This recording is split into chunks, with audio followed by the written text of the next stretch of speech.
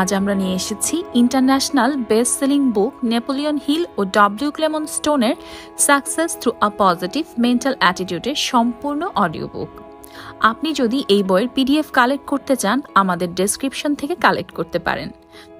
এখন থেকে আমরা প্রতি সপ্তাহে 3টি করে ফুল অডিও বুক নিয়ে আসছি। আপনি যদি অডিও বুক শুনতে পছন্দ করেন, তাহলে আমাদের চ্যানেলটি সাবস্ক্রাইব করবেন। চলুন শুরু করা যাক আজকের international best selling book success through a positive mental attitude. আশা করি অন্য আর সবগুলো বইয়ের মতো এই বইটিও আপনাদের জীবন চলার পথে সাহায্য করবে। ধন্যবাদ সবাইকে।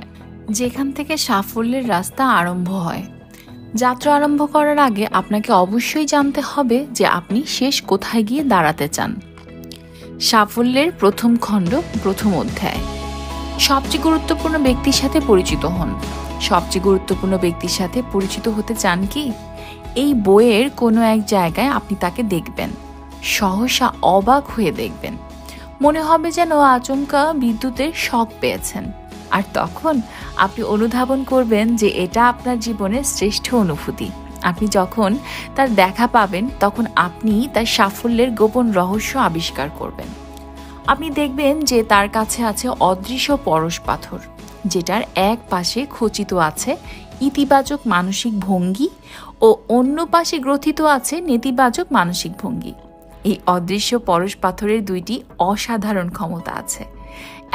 এটা সম্পদ, সাফল্য, সুখ ও সুস্বাস্থ্যকে আকর্ষণ করার ক্ষমতা রাখে।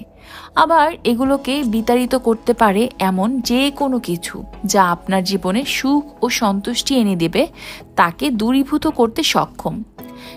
এই পরশ পাথরের ক্ষমতার কারণে ইতিবাচক মানসিক ভঙ্গির জন্য কিছু লোক সাফল্যের চূড়ায় উঠে সেখানেই অবস্থান করে।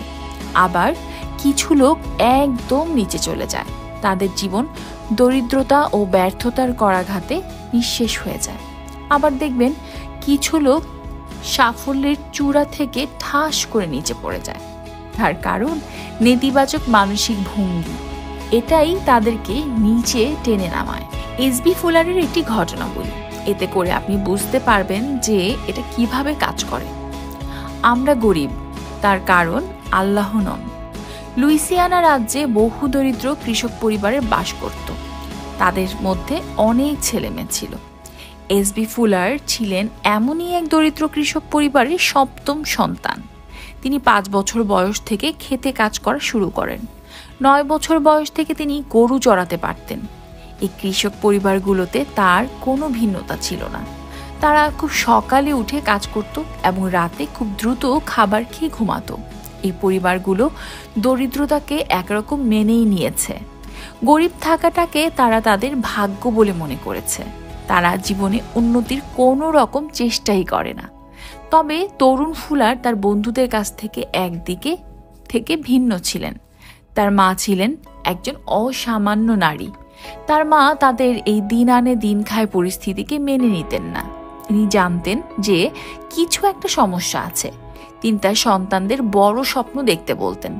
তার নিজের বড় বড় স্বপ্নগুলো সন্তানদের কাছে বর্ণনা করতেন। এসবি ফুলার তার মায়ের কথাগুলো স্মৃতিচারণ করতে গিয়ে বলেন, আমরা গরিব থাকবো না, আর কখনোই এটা বলবে না যে আল্লাহ চান তাই আমরা গরিব। আমরা গরিব তার কারণ আল্লাহ নন। আমরা গরিব তার কারণ তোমার বাবা কখনো ধনী হওয়ার ইচ্ছা পোষণ করেনি। এমনকি আমাদের বংশের মধ্যেও কেউ কখনো ধনী হওয়ার আকাঙ্ক্ষা পোষণ করেনি। কেউ সম্পদশালী হওয়ার একটি আকাঙ্ক্ষাই পোষণ করেনি। এই কথাটা ফুলারের মনে এত গভীরভাবে আটকে গেল যে তার পরবর্তী জীবনকেই বদলে দিয়েছে। তিনি নিজেকে বলেন, আমি ধনী হতে চাই না। তিনি মনে করেন কেবল সেই চিন্তাগুলোকেই জায়গা দিতে যেগুলো তিনি চান। বাকি সব কিছু যা তিনি চাইতেন না সেগুলো নিয়ে চিন্তাই করতেন না। এভাবে তিনি ধনী হওয়ার প্রতি একটা তীব্র আকাঙ্ক্ষা গঠন করেন। তিনি চিন্তা করেন সবচেয়ে দ্রুত টাকা রোজগারের পথ হচ্ছে কিছু বিক্রি করা। তিনি সাবান চয়ন করলেন। দীর্ঘ 12 বছর যাবৎ তিনি সাবান বিক্রয় করলেন, একদম বাড়ির দরজায় দরজায় গিয়ে। তারপর একদিন জানতে পারলেন তিনি যে কোম্পানিতে কাজ করতেন সেই সাবান কোম্পানিটি বিক্রয় হবে, দাম 15 লাখ টাকা। ফুলার গত 12 বছর যাবৎ চাকরি করে এক পয়সা করে জোগাড় করেছে কেবল 50,000 টাকা। তিনি সাবান কোম্পানির মালিকের সাথে একটি চুক্তি স্বাক্ষর করলেন। তিনি অগ্রিম 50,000 টাকা দিলেন আর ফুলারকে বাকি টাকা পরিশোধের জন্য 10 দিন সময় দেওয়া হলো। চুক্তিতে আরও ছিল যে এই 10 দিনের মধ্যে যদি জনাব ফুলার বাকি টাকা দিতে ব্যর্থ হয় তবে তিনি অগ্রিম টাকা হারাবেন। দীর্ঘ 12 বছরের চাকরিতে ফুলার অনেক ব্যবসায়ীদের কাছ থেকে সম্মান ও শ্রদ্ধা অর্জন করেছেন। আজকে তিনি তাদের সাফল্যের কাছে গেলেন, তার ঘনিষ্ঠ বন্ধুদের কাছে টাকা চাইলেন। তিনি লোনের জন্য কিছু ব্যাংক ও আর্থিক প্রতিষ্ঠানের কাছেও গেলেন। 10ম দিনে সন্ধ্যাবেলা পর্যন্ত তিনি সব কিছু মিলিয়ে 13,50,000 টাকা জোগাড় করলেন। এখন বাকি 1 লাখ টাকা। আলোর খোঁজে। এমন কোনো জায়গা নেই যেখানে আমি খুঁজিনি। আমি সব জায়গায় সন্ধান করতে করতে ক্লান্ত হয়ে গিয়েছিলাম। সেই সন্ধ্যায় আমি আমার ঘরে অন্ধকারে বসেছিলাম। আমি হাঁটু গেড়ে বসেছিলাম। আমি প্রার্থনা করলাম যাতে আল্লাহ আমাকে সেই ব্যক্তির সন্ধান দেয় যে আমাকে 1 লাখ টাকা দিবে। আমি নিজেকে বললাম আমি পারবো। আমি প্রার্থনা করলাম যাতে আল্লাহ আমাকে আলো দেখান। এসবি ফুলারের টাকা পরিশোধের সময় ছিল রাত 8টা। এর মধ্যেই টাকা পরিশোধ করতে হবে। তখন বাজে রাত 7টা। আমি শিকাগোর রাস্তা দিয়ে হেঁটে আমার সাবান কোম্পানির দিকে যাচ্ছিলাম। একটু দূরে দেখলাম এক ঠিকাদার দফতরে বাতি জ্বলছে। আমার কেন যেন মনে হলো সেই দফতরে আমার যাওয়া উচিত। আমি দফতরের ভেতরে গেলাম। দেখলাম এক লোক ক্লান্ত হয়ে চেয়ারে বসে আছে। সেই ঠিকাদার আমাকে আগে থেকেই চিনত। আমিও তাকে চিনতাম, তবে বেশি পরিচিত নয়। আমি বুঝতে পারলাম যে আমাকে সাহস করে আমার কথাগুলো বলতে হবে। ফুলার সরাসরি জিজ্ঞেস করলেন, আপনি কি 10,000 টাকা আয় করতে চান? ঠিকাদার জবাব দিলেন, হ্যাঁ অবশ্যই। তাহলে 1 লাখ টাকার একটি চেক কেটে দিন, আর আমি যখন আপনাকে টাকাটা ফেরত দেব তখন 10,000 টাকা মুনাফা সহ ফেরত দিব। তারপর ফুলার তার পুরো ব্যবসায়িক উদ্যোগ সম্পর্কে তাকে বিস্তারিত বললেন। আরও কে কে ফুলারকে অর্থ ধার দিয়েছে সেগুলোও জানালেন। চলুন তার সাফল্যের রহস্য উদ্ঘাটন করি। ফুলার সেই রাতে 1 লাখ টাকা জোগাড় করে। তার পকেটে ছিল সেই ঠিকাদারের 1 লাখ টাকার চেক। পর্যায়ক্রমে ফুলার কেবল সেই সাবান কোম্পানিটি নয়, বরং আরও 7টি কোম্পানির স্বত্বাধিকারী হন। এগুলোর মধ্যে ছিল 4টি কসমেটিক কোম্পানি, একটি হৌজিয়ার কোম্পানি, মোজা ও অন্তর্বাসের কারবার, একটি লেভেল কোম্পানি ও একটি সংবাদপত্র। কিছুদিন আগে আমরা তাকে জিজ্ঞেস করেছিলাম যে তার সাফল্যের রহস্য কি। উত্তরে তিনি তার মায়ের সেই বহু বছর আগের কথাগুলো উদ্ধৃত করেন। আমরা গরিব, তার কারণ আল্লাহ নন। আমরা গরিব তার কারণ তোমার বাবা কখনো ধনী হওয়ার ইচ্ছা পোষণ করেনি। এমনকি আমাদের বংশের মধ্যে কেউ কখনোই ধনী হওয়ার আকাঙ্ক্ষা পোষণ করেনি। আমরা গরিব তার কারণ আল্লাহ নন। আমরা গরিব তার কারণ তোমার বাবা কখনো ধনী হওয়ার ইচ্ছা পোষণ করেনি। এমনকি আমাদের বংশের মধ্যে কেউ কখনো ধনী হওয়ার আকাঙ্ক্ষা পোষণ করেনি। ফুলার বললেন, দেখুন, আসলে আমি জানতাম যে আমি কি চাই, কিন্তু আমি জানতাম না যে এটা কিভাবে পাবো। তাই আমি আমার ধর্মগ্রন্থ ও নানা অনুপ্রেরণার বই পাঠ করতে লাগলাম। আমি আল্লাহর কাছে প্রার্থনা করলাম যাতে আল্লাহ আমার উদ্দেশ্য পূরণ করে দেখান। 3টি বই আমার জীবনে সবচেয়ে গুরুত্বপূর্ণ অবদান রাখে। 1. ধর্মগ্রন্থ। 2. চিন্তা করুন এবং ধনী হন, থিঙ্ক অ্যান্ড গ্রো রিচ। এবং 3. Secret of the ages. আপনি যদি জানেন যে আপনি কি চান, তবে আপনি এটা দেখার সাথে সাথেই চিনতে পারবেন। এই জন্যই আমি নির্দিষ্টতার ওপর অধিক জোর দিই। উদাহরণস্বরূপ, আপনি যখন একটি বই পাঠ করবেন তখন আপনি অনেকের ঘটনা থেকে আপনার যেটা দরকার সেটা খুব সহজেই খুঁজে বের করতে পারবেন। এসবি ফুলার সেই অদৃশ্য পরশ পাথর বহন করতেন, যার এক পাশে ছিল ইতিবাচক মানসিক ভঙ্গি ও অপর পাশে ছিল নেতিবাচক মানসিক ভঙ্গি। তিনি ইতিবাচক মানসিক ভঙ্গিকে সামনে আনলেন এবং তিনি যা চান সেই ঘটনাগুলোই ঘটা আরম্ভ করল। তিনি সেই ধারণাগুলো, বুদ্ধিগুলোকে বাস্তব করে দেখালেন, যা আপাত দৃষ্টিতে দিবা স্বপ্ন বলে মনে হতো। এখানে একটি গুরুত্বপূর্ণ জিনিস খেয়াল করে দেখুন যে এসবি ফুলার যখন তার জীবন আরম্ভ করেন তখন তিনি খুব সামান্য সুযোগ নিয়েই জীবন শুরু করেন। অথচ আমাদের মধ্যকার অনেকের অবস্থাই কিন্তু তার চেয়ে ভালো। তাহলে তফাৎটা কোথায়? ব্যাপারটা হচ্ছে, ফুলার একটি বড় লক্ষ্যকে নির্দিষ্ট করেছিলেন এবং সেই লক্ষ্য অর্জনে এগিয়ে গিয়েছিলেন। এখন আপনিও আপনার নিজের জন্য একটি লক্ষ্য নির্দিষ্ট করতে পারেন। এক একজনের এক এক রকম লক্ষ্য থাকবে, এটাই স্বাভাবিক। এই দেশ এমন এক দেশ যেখানে সবারই ব্যক্তিগত অধিকার আছে। যে কেউ বলতে পারে, আমি এটা চয়ন করলাম, আমি এটাই করব। আর যদি না আপনার লক্ষ্য আল্লাহ বিরোধী বা সমাজ বিরোধী হয়, তবে আপনি এটা অর্জন করতে পারবেন। দেখুন, আপনি যদি চেষ্টা করেন তাহলে আপনার হারানোর কিছু নেই, উপরন্তু আপনার জয়ের সম্ভাবনা আছে।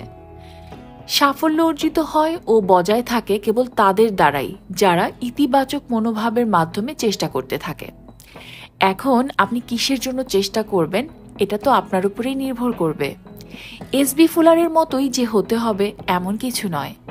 অনেকেই বড় শিল্পী হতে চায়, কিন্তু এর জন্য যে দাম পরিশোধ করতে হয়, কঠোর শ্রম ও অধ্যবসায় দিতে হয়, তাতে আগ্রহী নয়।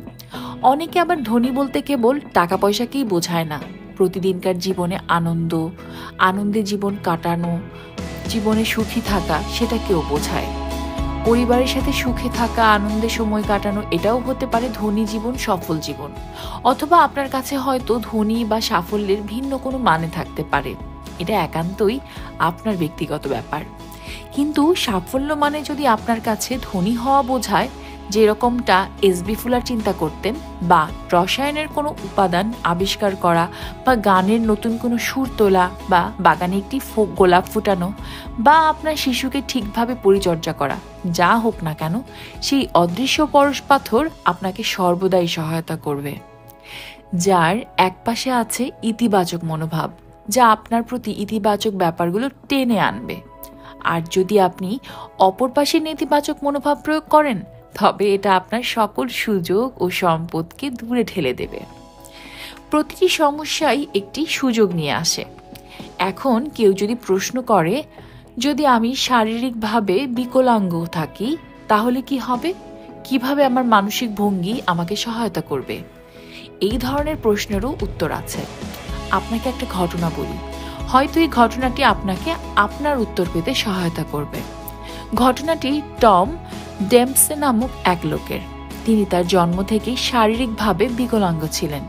তিনি জন্ম নেন একটি অর্ধ হাত ও একটি অর্ধ পা নিয়ে। সেই ছোটবেলা থেকেই ফুটবল খেলা পছন্দ করতেন। তার গভীর আকাঙ্ক্ষা ছিল একজন ফুটবল খেলোয়াড় হবে। তার এই তীব্র ইচ্ছা দেখে তার পিতা তাকে একটি কৃত্রিম পা বানিয়ে দেয়।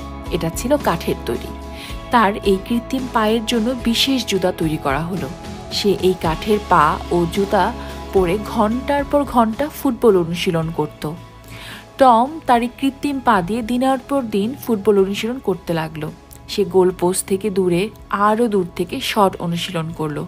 সে চেষ্টা করতে থাকলো, আরও চেষ্টা করতে থাকলো। সে এতটাই দক্ষ হয়ে উঠল একটা সময় যে নিউ অরলিন্স ক্লাবে তাকে হায়ার করে নিল।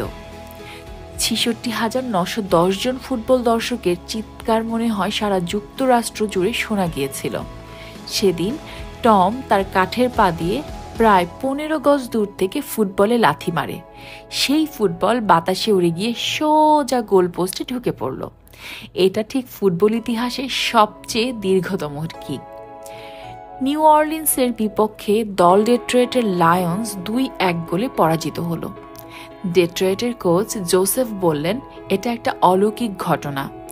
এরকম আরো অনেকের কাছেই ঘটনাটি অলৌকিক মনে হয়েছে। মজাদার, তাই না? আপনি হয়তো জিজ্ঞেস করতে পারেন যে টম ডেম্পসের ঘটনা দিয়ে আমি কি করব? ব্যাপারটা হচ্ছে, আপনি যদি এই বিশ্বজনীন সূত্রাবলী নিজের জীবনে অভ্যাসের মতো গঠন না করেন এবং নিজের চলার পথের সাথে খাপ না খাওয়ান, তবে এই ঘটনা ও শিক্ষা আপনার কোনোই কাজে আসবে না। আর আপনি যদি টম ডেম্পসের ঘটনা থেকে প্রাপ্ত শিক্ষা কাজে লাগাতে চান, তবে আপনি পারবেন। আপনি শারীরিকভাবে বিকলাঙ্গ হন বা না হন, সেটা কোনো ব্যাপার না। এই সূত্রাবলী ছোট বড় সকলের জন্য প্রযোজ্য। বড় বড় সাফল্য তারাই অর্জন করেছে যারা নিজেদের মধ্যে বড় লক্ষ্য অর্জনের আকাঙ্ক্ষাকে তীব্র করেছে। সাফল্য তাদের দ্বারাই অর্জিত হয় ও বজায় থাকে যারা ইতিবাচক মনোভাবের সাথে চেষ্টা করে যায়। এই পৃথিবীতে আপনি যদি কোনো কাজে দক্ষ হতে চান, তবে 3টি জিনিস দরকার: অনুশীলন, অনুশীলন, অনুশীলন। আপনি যখন আপনার আকাঙ্ক্ষিত লক্ষ্যকে নির্দিষ্ট করবেন, তখন কাজ করা ও চেষ্টা করা দেখবেন আনন্দের ব্যাপার। যারা ইতিবাচক মনোভাব নিয়ে চেষ্টা করে তারা প্রতিটি সমস্যার মধ্যে একটি সুযোগ খুঁজে পায়। মানুষের সবচেয়ে বড় শক্তি প্রার্থনার মধ্যে নিহিত। এই সূত্রাবলী শিখুন ও আপনার নিজের জীবনে প্রয়োগ করুন। আপনার অদৃশ্য পরশ পাথরের ইতিবাচক দিকটি কাজে লাগান। কবি হ্যানলি বলেছেন, আমি আমার ভাগ্যের কর্তা, আমি আমার আত্মার চালক। তিনি আসলে বলতে চেয়েছিলেন যে আমরা আমাদের ভাগ্যের কর্তা, তার কারণ আমাদের মনোভাব। আমরা আমাদের মনোভাবের ওপর নিয়ন্ত্রণ রাখতে পারি। আমাদের মনোভাবই আমাদের ভবিষ্যৎ গঠন করে। এটি একটি বিশ্বজনীন সূত্র। কবি হয়তো আরও জোর দিয়ে বলতে পারতেন যে এই মনোভাব ধ্বংসাত্মক ও গঠনমূলক দুই রকমেরই হয়। আমরা যদি ধ্বংসাত্মক মনোভাব নিয়ে কাজ করি তবে খারাপ ফলাফলই পাব, আর যদি গঠনমূলক মনোভাব নিয়ে কাজ করি তবে ইতিবাচক ফলাফল পাব। আমাদের মন দিয়ে আমরা যাই চিন্তা করি বাস্তবে আমাদের মনোভাব সেই ফলই নিয়ে আসে। এখন এটা ধ্বংসাত্মকও হতে পারে, গঠনমূলকও হতে পারে। আমরা যদি দরিদ্রতার চিন্তা করি, নেতিবাচক মনোভাব পোষণ করি, তবে আমরা নিম্নমানের ফলাফল পাই। আর আমরা যদি সমৃদ্ধ ধনী চিন্তা করি, ইতিবাচক মনোভাব পোষণ করি, তবে আমরা উচ্চমানের ফলাফল লাভ করি। এই জন্যই মনোভাবটি খুবই গুরুত্বপূর্ণ। আমরা যদি ইতিবাচক মনোভাব পোষণ করি, অন্যের প্রতি বিনয়ী ও দয়ালু ভাব প্রকাশ করি, তবে অন্যদের কাছ থেকেও আমরা এর থেকে বেশি ভালোবাসা পাব। লক্ষাধিক লোকজন দেখছে হেনরি ফোর্ডের আজকের অর্জনকে, দেখেছে তার এগিয়ে যাওয়া এবং তাকে হিংসা করেছে কারণ তার সৌভাগ্যের প্রতি বা ভাগ্য বা মেধা বা অন্য যে কোনো কিছু যা ফোর্ডের ঐশ্বর্যের জন্য ব্যক্তিরা নিজেরাই নির্ধারণ করেছে। হয়তো প্রতি 100,000 লোকের মাঝে একজন জানে ফোর্ডের সাফল্যের গোপন রহস্য, এবং যারা জানে খুব কমই জানে বা এটা বলতে ইচ্ছুক নয়, কারণ এটার সহজবোধ্যতা। একটি মাত্র ব্যাপার এই গোপন রহস্যকে সম্পূর্ণ ব্যাখ্যা করবে। কিছু বছর আগে ফোর্ড তার বর্তমানের বিখ্যাত V8 গাড়ি উৎপাদনের সিদ্ধান্ত নেন। তিনি একটি ব্লকে 8টি সিলিন্ডার বসিয়ে একটি ইঞ্জিন তৈরি করতে চান এবং প্রকৌশলীদের নির্দেশ দেন এরূপ ইঞ্জিনের নকশা তৈরি করতে। নকশাটি কাগজে তৈরি করা হলো, কিন্তু প্রকৌশলীগণ একমত হলেন যে মানুষের জন্য এটা একেবারেই অসম্ভব যে একটি ব্লকে 8টি সিলিন্ডার বসানো হবে। ফোর্ড বললেন, যেভাবেই হোক এটা তৈরি করুন। তারা বললেন, কিন্তু এটা অসম্ভব। ফোর্ড নির্দেশ দিলেন, এগিয়ে যাও, যতক্ষণ পর্যন্ত সফল না হবে ততক্ষণ পর্যন্ত কাজ করে যাও, কোনো ব্যাপারেই না, যত সময় লাগে লাগুক। প্রকৌশলীরাও কাজ করতে লাগলো। তাদের কিছুই করার ছিল না। যদি তারা ফোর্ডের কর্মচারী রূপে থাকতে চায় তাদেরকে চেষ্টা করতেই হবে। 6 মাস চলে গেল, কিছুই ঘটল না। আরও 6 মাস চলে গেল, এখনো কিছুই হলো না। প্রকৌশলীরা প্রত্যেক সম্ভাব্য উপায়ে এগিয়ে গেলেন, কিন্তু দেখা গেল যে অসম্ভব। বছর শেষে ফোর্ড তার প্রকৌশলীদের ডাকলেন এবং তারা আবারও জানালো যে কোনো পথেই সমাধান খুঁজে পাওয়া যাচ্ছে না। ফোর্ড বললেন, আরও এগিয়ে যাও, আমি এটা চাই এবং আমি এটা পাবই। তারা কাজ চালিয়ে গেল এবং তারপরেই যেন জাদুর আঘাত সেই গোপন রহস্য উন্মোচিত হলো। ফোর্ডের দৃঢ় বিশ্বাস আরও একটিবার জয়ী হলো। এই কাহিনীটির মূল বিষয়বস্তু হয়তো মুহূর্তেই বর্ণনা করা যাবে না, কিন্তু এর সমষ্টি এবং সারাংশ ঠিক ছিল। আপনি এখান থেকে অনুমান করুন, যার ইচ্ছা আছে চিন্তা করে ধনী হবার প্রতি, কোটিপতি ফোর্ডের গোপন রহস্য থেকে যদি আপনি বুঝতে পারেন তবে আপনাকে আর বেশি দূর দেখতে হবে না। হেনরি ফোর্ড সকল সফল কারণ তিনি বুঝতে পেরেছিলেন, সাফল্যের সূত্রগুলো প্রয়োগ করেছিলেন। এদের মধ্যে একটি হচ্ছে আকাঙ্ক্ষা। এটা জানা যে আপনি নিজে কি চান। আপনি যখন ফোর্ডের এই কাহিনীটি পাঠ করবেন তখন স্মরণ রাখবেন যে খুঁজে বের করুন সেই বাক্যের গোপন রহস্য যাতে বর্ণনা আছে ফোর্ডের বিস্ময়কর সাফল্যের।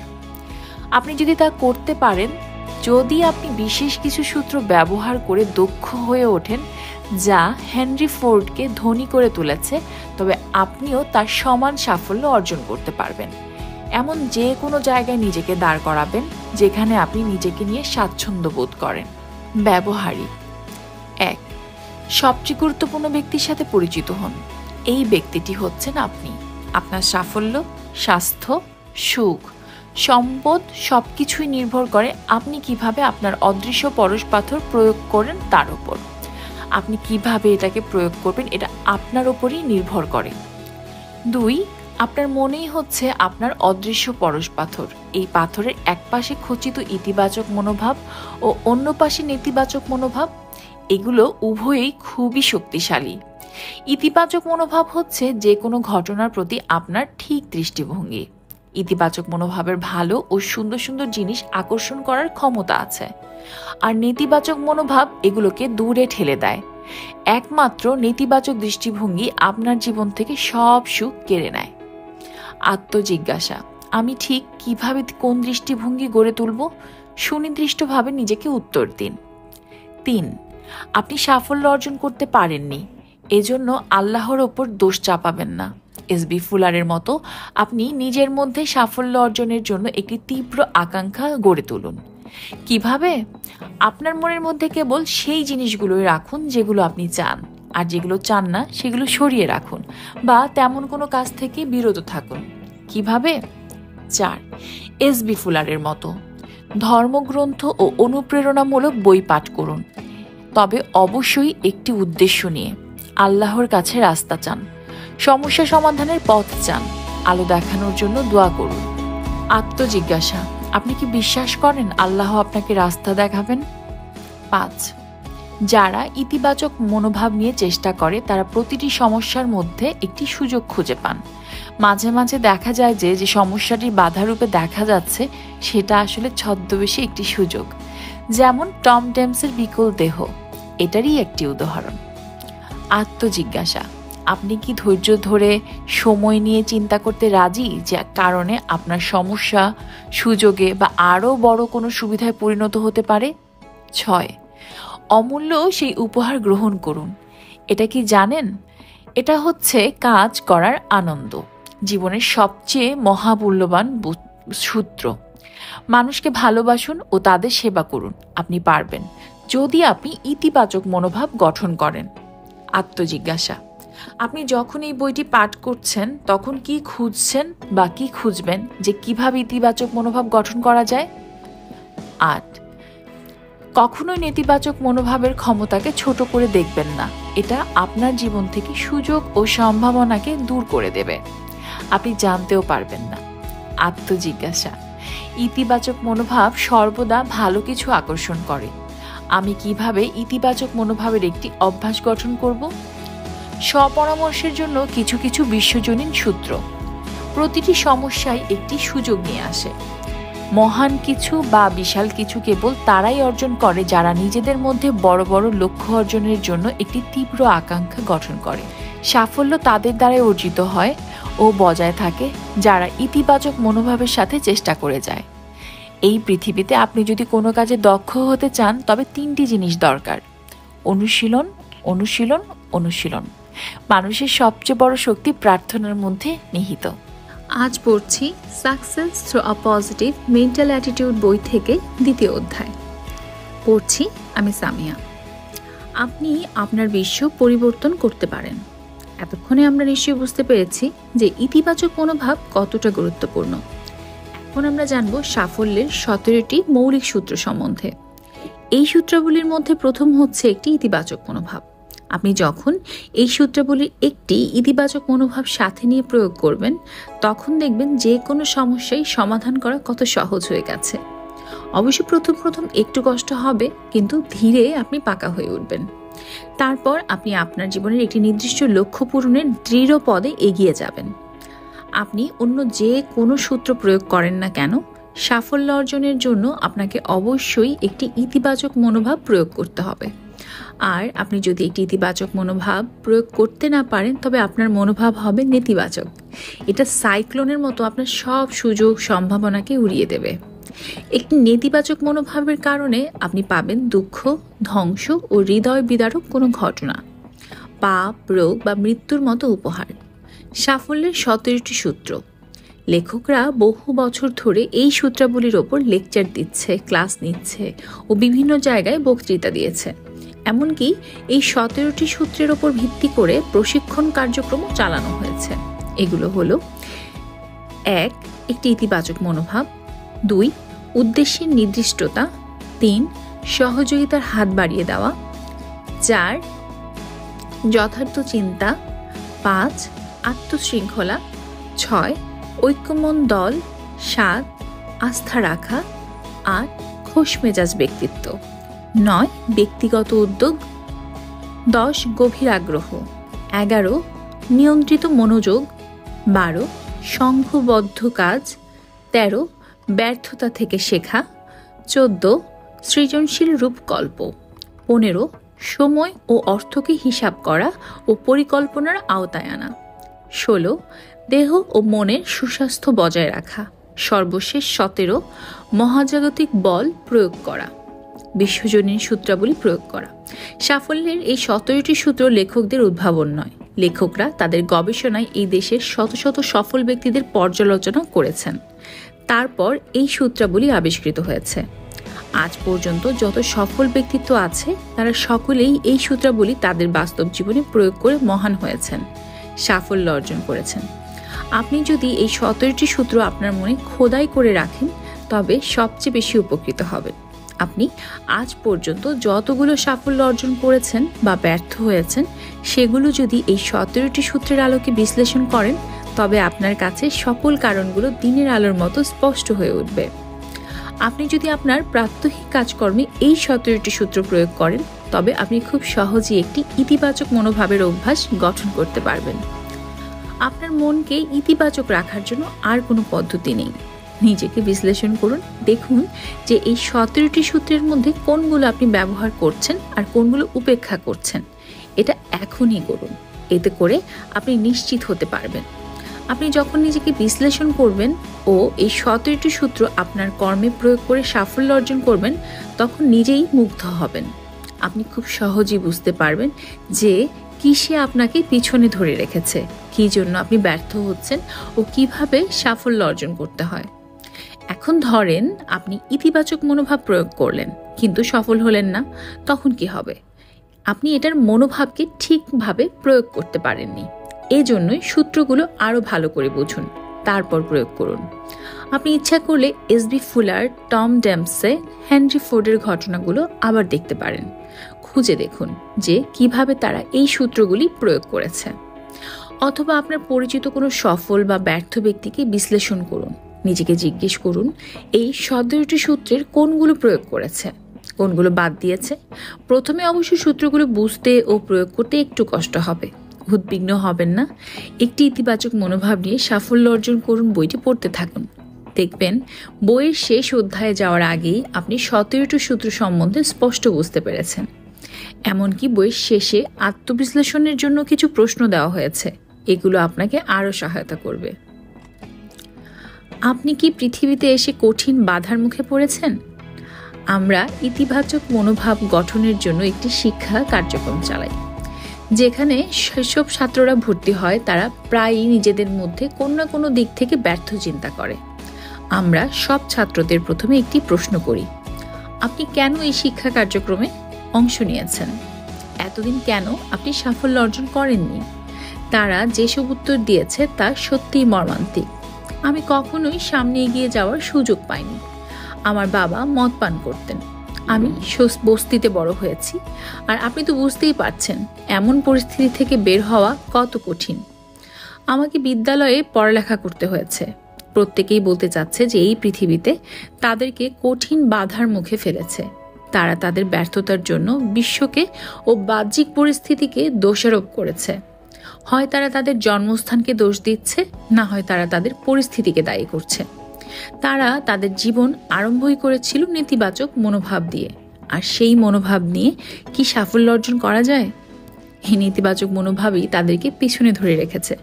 তাদের সকল বাধা বিপত্তির মূল কারণ এই নেতিবাচক মনোভাব। একটি ছোট্ট শিশু থেকে পাওয়া শিক্ষা। একবার এক বক্তা খুব কঠিন সময় পার করছিল। সেদিন ছিল শনিবার। বিকালে তার বক্তৃতা আছে।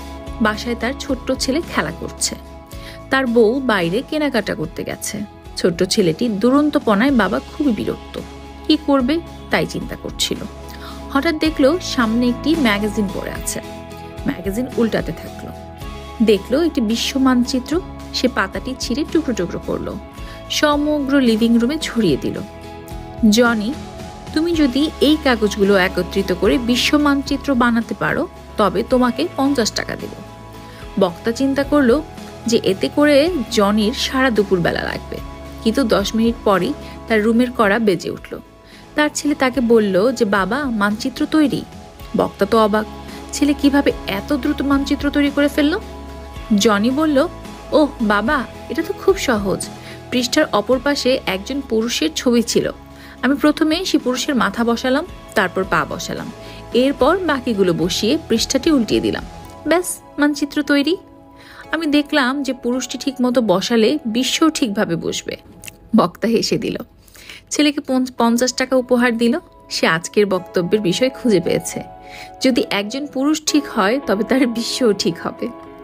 এই উদাহরণের মধ্যে একটি দারুণ বুদ্ধি বা সূত্র লুকিয়ে আছে। আপনি যদি অসুখী থাকেন ও আপনার বিশ্বকে পরিবর্তন করতে চান, তবে আপনাকে নিজেকে দিয়েই আরম্ভ করতে হবে। আপনি যদি ঠিক হন, আপনার বিশ্ব ঠিক হবে। এটাই হচ্ছে ইতিবাচক মনোভাব। যখন আপনার মনোভাব ইতিবাচক হবে, তখন বিশ্বের যে কোনো সমস্যা আপনার সামনে সুযোগ হয়ে দেখা দিবে। আপনি জন্ম থেকেই একজন বিজয়ী। আপনি কি চিন্তা করেছেন যে আপনি জন্মের পূর্বে কত বড় একটি লড়াই জিতে বিজয়ী হয়েছেন? চিন্তা করে দেখুন। আমরাম শিনফেল্ড একজন জেনেটিক্স বিশেষজ্ঞ। তিনি বলেছেন, এই বিশ্ব সমগ্রে অতীত ইতিহাসে আপনার মতো কেউ আসেনি, আর অদূর ভবিষ্যতেও আপনার মতো কেউ আসবে না। আপনি খুবই বিশেষ একজন ব্যক্তি। বহু লড়াই বাধা পেরিয়ে আপনি জয়ী হয়েছেন, এই পৃথিবীতে এসেছেন। একটু চিন্তা করুন, 1 কোটি স্পার্ম কোষের মধ্যে একটি বিরাট লড়াই হয়। সেই লড়াই কেবল একজনই জয়ী হয়েছে, সেই বিজয়ী কেবল আপনি। এই 1 কোটি স্পার্মের মধ্যে একটি দৌড় প্রতিযোগিতা হয়। সকলের লক্ষ্য একটাই, ডিম্বকের নিউক্লিয়াসে পৌঁছাতে হবে। এই কোষগুলো এতই ছোট যে খালি চোখে দেখা অসম্ভব। তারপরও তারা প্রত্যেকেই তাদের জীবন রক্ষার জন্য এক কঠোর লড়াইয়ে লিপ্ত হয়। এই লাখ লাখ স্পার্মের প্রতিটির মাথায় থাকে 24টি ক্রোমোজোমের এক অমূল্য সম্পদ। এই 24টি ক্রোমোজোমে থাকে আপনার বংশ পরিচয়। এই স্পার্মগুলো প্রত্যেকেই ডিম্বকের নিউক্লিয়াসে পৌঁছানোর জন্য একে অপরের সাথে তীব্র প্রতিযোগিতা লিপ্ত হয়।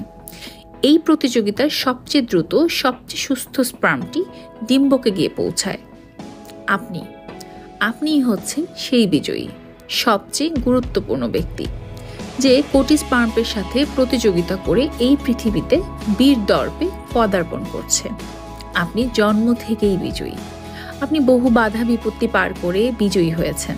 সুতরাং আজকে আপনার সামনে যে বাধা, সে সমস্যা আপনি দেখছেন, এর সাথে লড়াই করার ক্ষমতা তো আপনি জন্ম থেকেই নিয়ে এসেছেন। নিজের উপর সেহেতু বিশ্বাস রাখুন। আবারও বলছি, আপনি জন্ম থেকেই বিজয়ী। আপনি শত শত বাধা বিপত্তি অতিক্রম করে আজকের দুনিয়ায় এসেছেন। বাধা অতিক্রম করার ক্ষমতা আপনার আছে। আমাদের প্রত্যেকের মধ্যেই বিজয়ী হওয়ার জন্য দরকারি অদম্য গুণাবলী জন্মগতভাবেই আছে। দরকার কেবল উপলব্ধি করার, একটু ঘাম ঝরানোর। নেপোলিয়ন হিল বলেছেন, যে ব্যক্তি ধৈর্য ধরতে পারে, অধ্যবসায়ী ও ঘাম ঝরাতে পারে, তার সাফল্য নিশ্চিত। কিভাবে একটি ভীত বালক ইতিবাচক মনোভাব গঠন করল। বেন কুপার ছিলেন আমেরিকার সবচেয়ে স্বনামধন্য বিচারকদের একজন। ছেলেবেলায় তিনি যে এলাকায় বাস করতেন তার পাশে একটি বস্তি ছিল।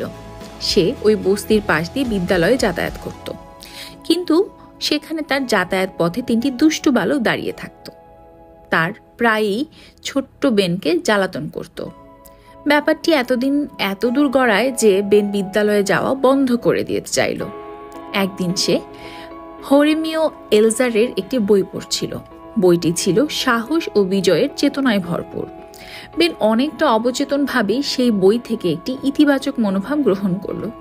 হোরেসিও এলজারের আরও কয়েকটি বই সে গভীর মনোযোগ দিয়ে পাঠ করল। কয়েক মাস পর একদিন সে ওই রাস্তা দিয়ে বিদ্যালয় থেকে আসছিল।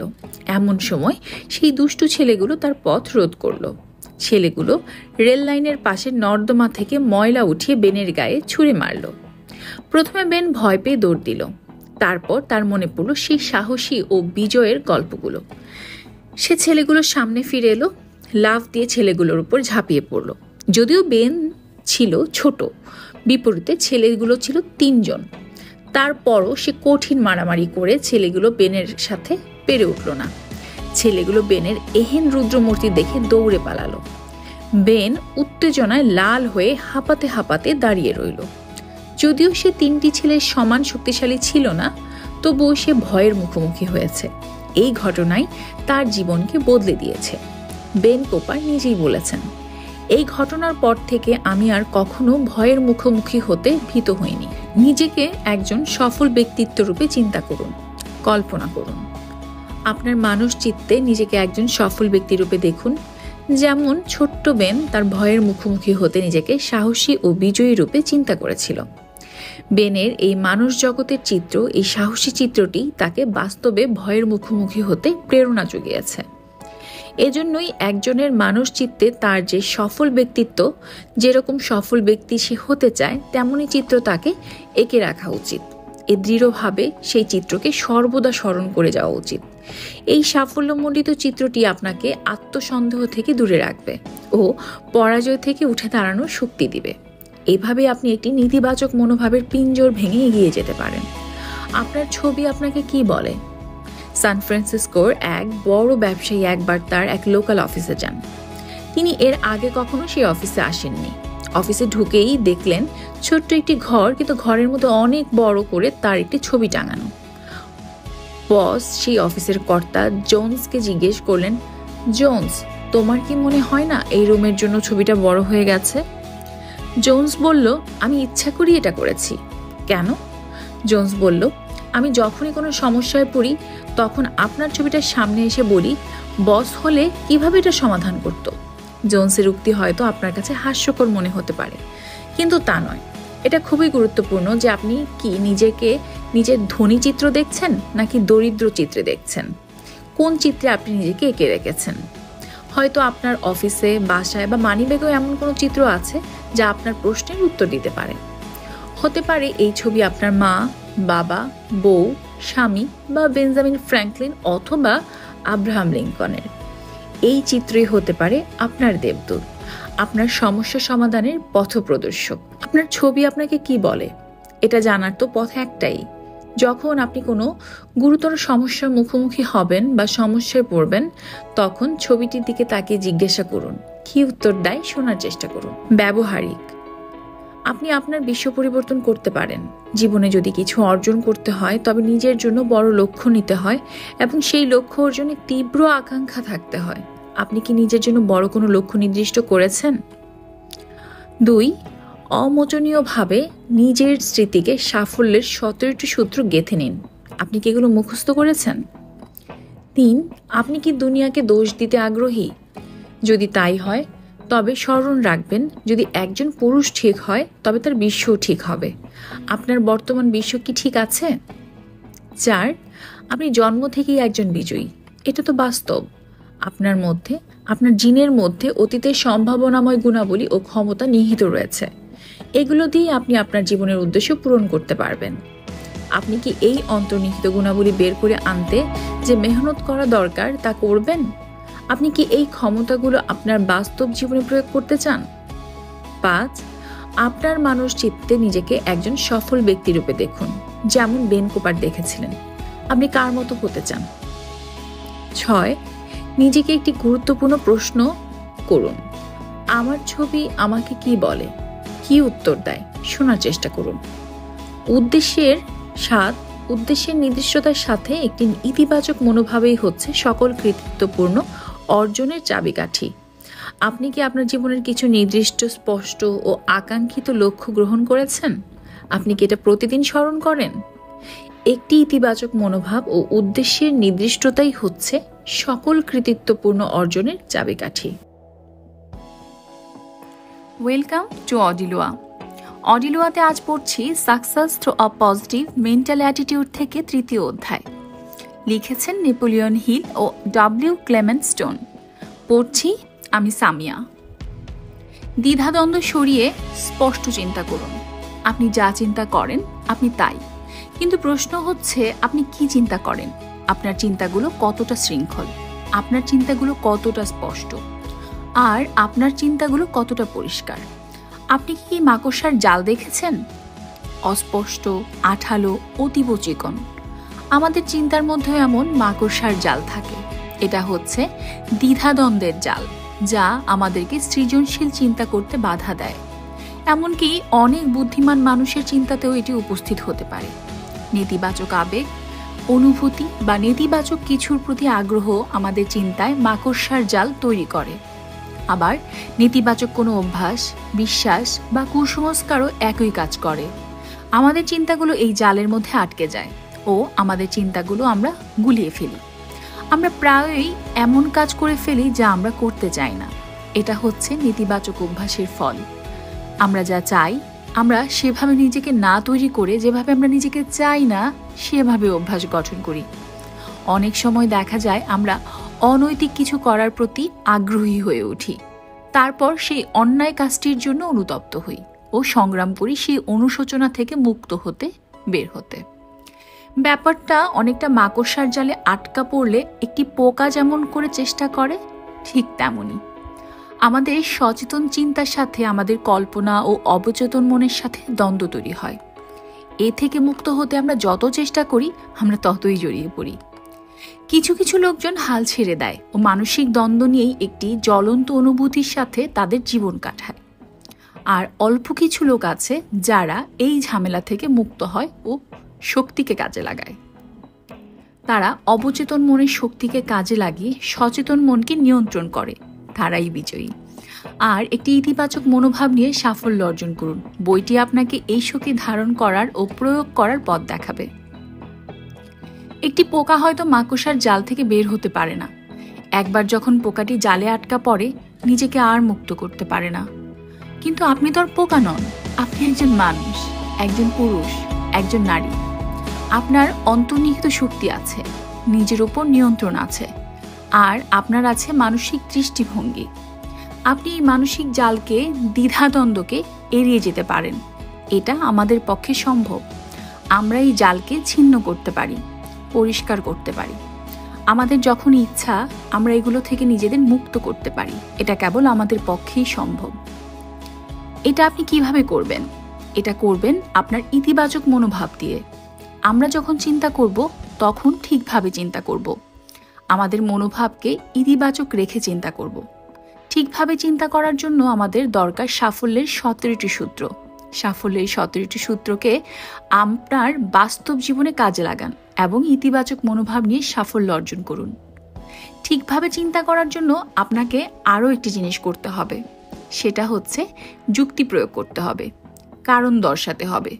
কিছু বই আছে যেখান থেকে যে কেউ এই বিষয়টি শিখতে পারে। The art of clear thinking by Rudolf Flesch, your most enchanted listener by Wendell Johnson, introduction to logic by Irving Copi, and the art of straight thinking by Edwin Leavitt Clark. এই বইগুলোতে প্রচুর বাস্তব উদাহরণ রয়েছে যা আপনার মুক্তি দিয়ে ঠিকভাবে যুক্তি দিয়ে যদি চিন্তা করতে সহায়তা করতে পারে সেভাবেই কাজ করবে। সামনে যাওয়ার আগে আমি আপনাকে ছোট্ট একটি বাক্য আবারও স্মরণ করিয়ে দিতে চাই। এটা এত সহজ যে লোকজন সহজেই ভুলে যায়। আপনার মনের মধ্যে কেবল সেই জিনিসগুলো নিয়ে চিন্তা করুন যেগুলো আপনি চান, আর যেগুলো চান না সেগুলো নিয়ে চিন্তা করবেন না বা তেমন কোনো কাজ করা থেকে বিরত থাকুন। কিন্তু আমরা তো কেবল যুক্তি দিয়েই কাজ করি না।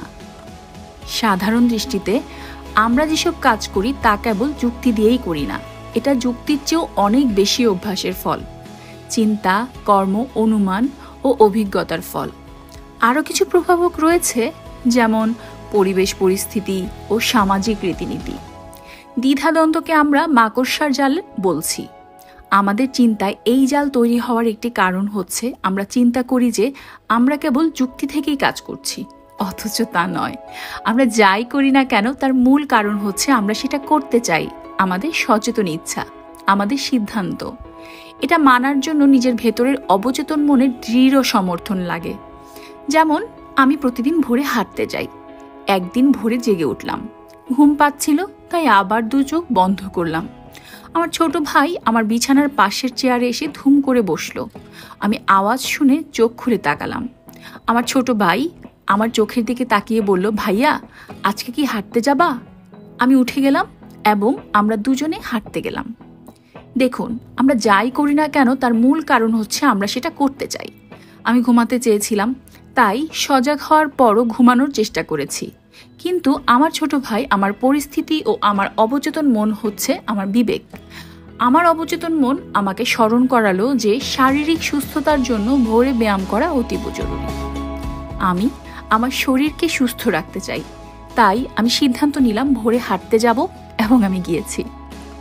খ্রিস্টপূর্ব 31 সনে একজন গ্রিক দার্শনিক ছিলেন। তিনি এজিয়ান সমুদ্রের কাছে একটি শহরে বাস করতেন। তিনি সমুদ্র পাড়ি দিয়ে কার্থেজ যেতে চাইলেন। তিনি যুক্তির একজন গুরু ছিলেন। তারপরেও তিনি এই সমুদ্র যাত্রার জন্য নিজেকে যুক্তি দিতে পারছিলেন না। সব যুক্তি তার বিরুদ্ধে ছিল। তিনি দেখলেন যাবার জন্য যত যুক্তি দিচ্ছেন তার চেয়ে বেশি না যাবার পক্ষে যুক্তি তৈরি হচ্ছে। সমুদ্র যাত্রায় অসুস্থ হওয়ার ভয় আছে। তিনি যে নৌকায় যাবেন নৌকাটি বেশ ছোট, অথবা বড় কোনো জাহাজে গেলেও সামুদ্রিক ঝড়ের ভয় আছে, আর জলদস্যু তো আছেই। তারা তো ওত পেতে আছে, কখন একটি বাণিজ্যিক জাহাজ আসবে তার উপর ঝাঁপিয়ে পড়বে। এতে হয়তো তার বৈষয়িক সম্পত্তি সব লুট হবে। তবে যদি তাকে বন্দি করে ফেলে এবং দাস রূপে কোথাও বিক্রি করে দেয়, বিচার বুদ্ধি বলছে তার এই যাত্রা আরম্ভ করা উচিত নয়। কিন্তু তিনি গিয়েছেন কেন? কারণ সমুদ্র যাত্রায় যাওয়ার প্রতি তার গভীর ইচ্ছা ছিল। এই ধরনের ঘটনা আমাদের জীবনে প্রায়ই ঘটে। কিন্তু গুরুত্বপূর্ণ হচ্ছে আমাদের আবেগ ও যুক্তির ভারসাম্য বজায় রাখা, সবসময় যে কোনো একদিকে শক্ত হাতে ধরে না রাখা। এজন্য মাঝে মাঝে নিজের যা করতে মন চায় তা করা উচিত। যুক্তির ভয়ে ভীত হয়ে থেমে থাকার দরকার নেই। দার্শনিকের মতো তিনি একটি অসাধারণ যাত্রা শেষ করে নিরাপদে ঘরে ফিরে এসেছিলেন। এরপর বলি সক্রেটিসের কথা। তিনি ছিলেন একজন মহান অ্যাথেনিয়ান দার্শনিক। তিনি সর্বকালের একজন শ্রেষ্ঠ চিন্তাবিদ। কিন্তু সক্রেটিসের মতো বিজ্ঞ পুরুষের মনেও চিন্তার মাকড়সার জাল ছিল। সক্রেটিস যখন তরুণ ছিল তখন তিনি জানথিপির প্রেমে পড়েন। জানপিথি অত্যন্ত সুন্দরী ছিলেন, কিন্তু সক্রেটিস তেমন সুন্দর ছিলেন না। তবে তার মধ্যে প্ররোচিত করার ক্ষমতা ছিল। যাদের মধ্যে প্ররোচিত করার ক্ষমতা থাকে তারা অন্যকে দিয়ে তারা যা চায় তাই হাসিল করতে পারে। এভাবে সক্রেটিস জানপিথিকে বিয়ে করতে সফল হয়েছিল। আপনি কি জানেন অন্যের মধ্যে কেবল ছোট ছোট অপরাধ দেখছেন কিনা? মধুচন্দ্রিমার পর সক্রেটিস ও জানপিথির মধ্যে সম্পর্ক ভালো যাচ্ছিল না। জানপিথি তার স্বামী সক্রেটিসের মধ্যে ত্রুটি দেখছিলেন, আর স্বামী স্ত্রীর মধ্যে ত্রুটি দেখছিল। সক্রেটিস তার বউয়ের মধ্যে ত্রুটি দেখে তার নিজের মধ্যে অহমিকা ও স্বার্থপরতা চলে এলো। জানপিথি সারাক্ষণ খুঁতখুত করত ও বিরক্তি প্রকাশ করত। সক্রেটিস প্রায়ই বলতো, আমার জীবনের লক্ষ্য হচ্ছে লোকজনের সাথে ভদ্র ব্যবহার করা। আমি জানপিথিকে চয়ন করেছি কারণ আমি জানি যদি আমি তার সাথে ভদ্র আচরণ করতে পারি তবে আমি অন্যদের সাথেও ভদ্র ব্যবহার করতে পারবো। সক্রেটিস অবশ্য এটাই বলেছিলেন, কিন্তু তার কাজ তার কথাকে প্রমাণ করেনি।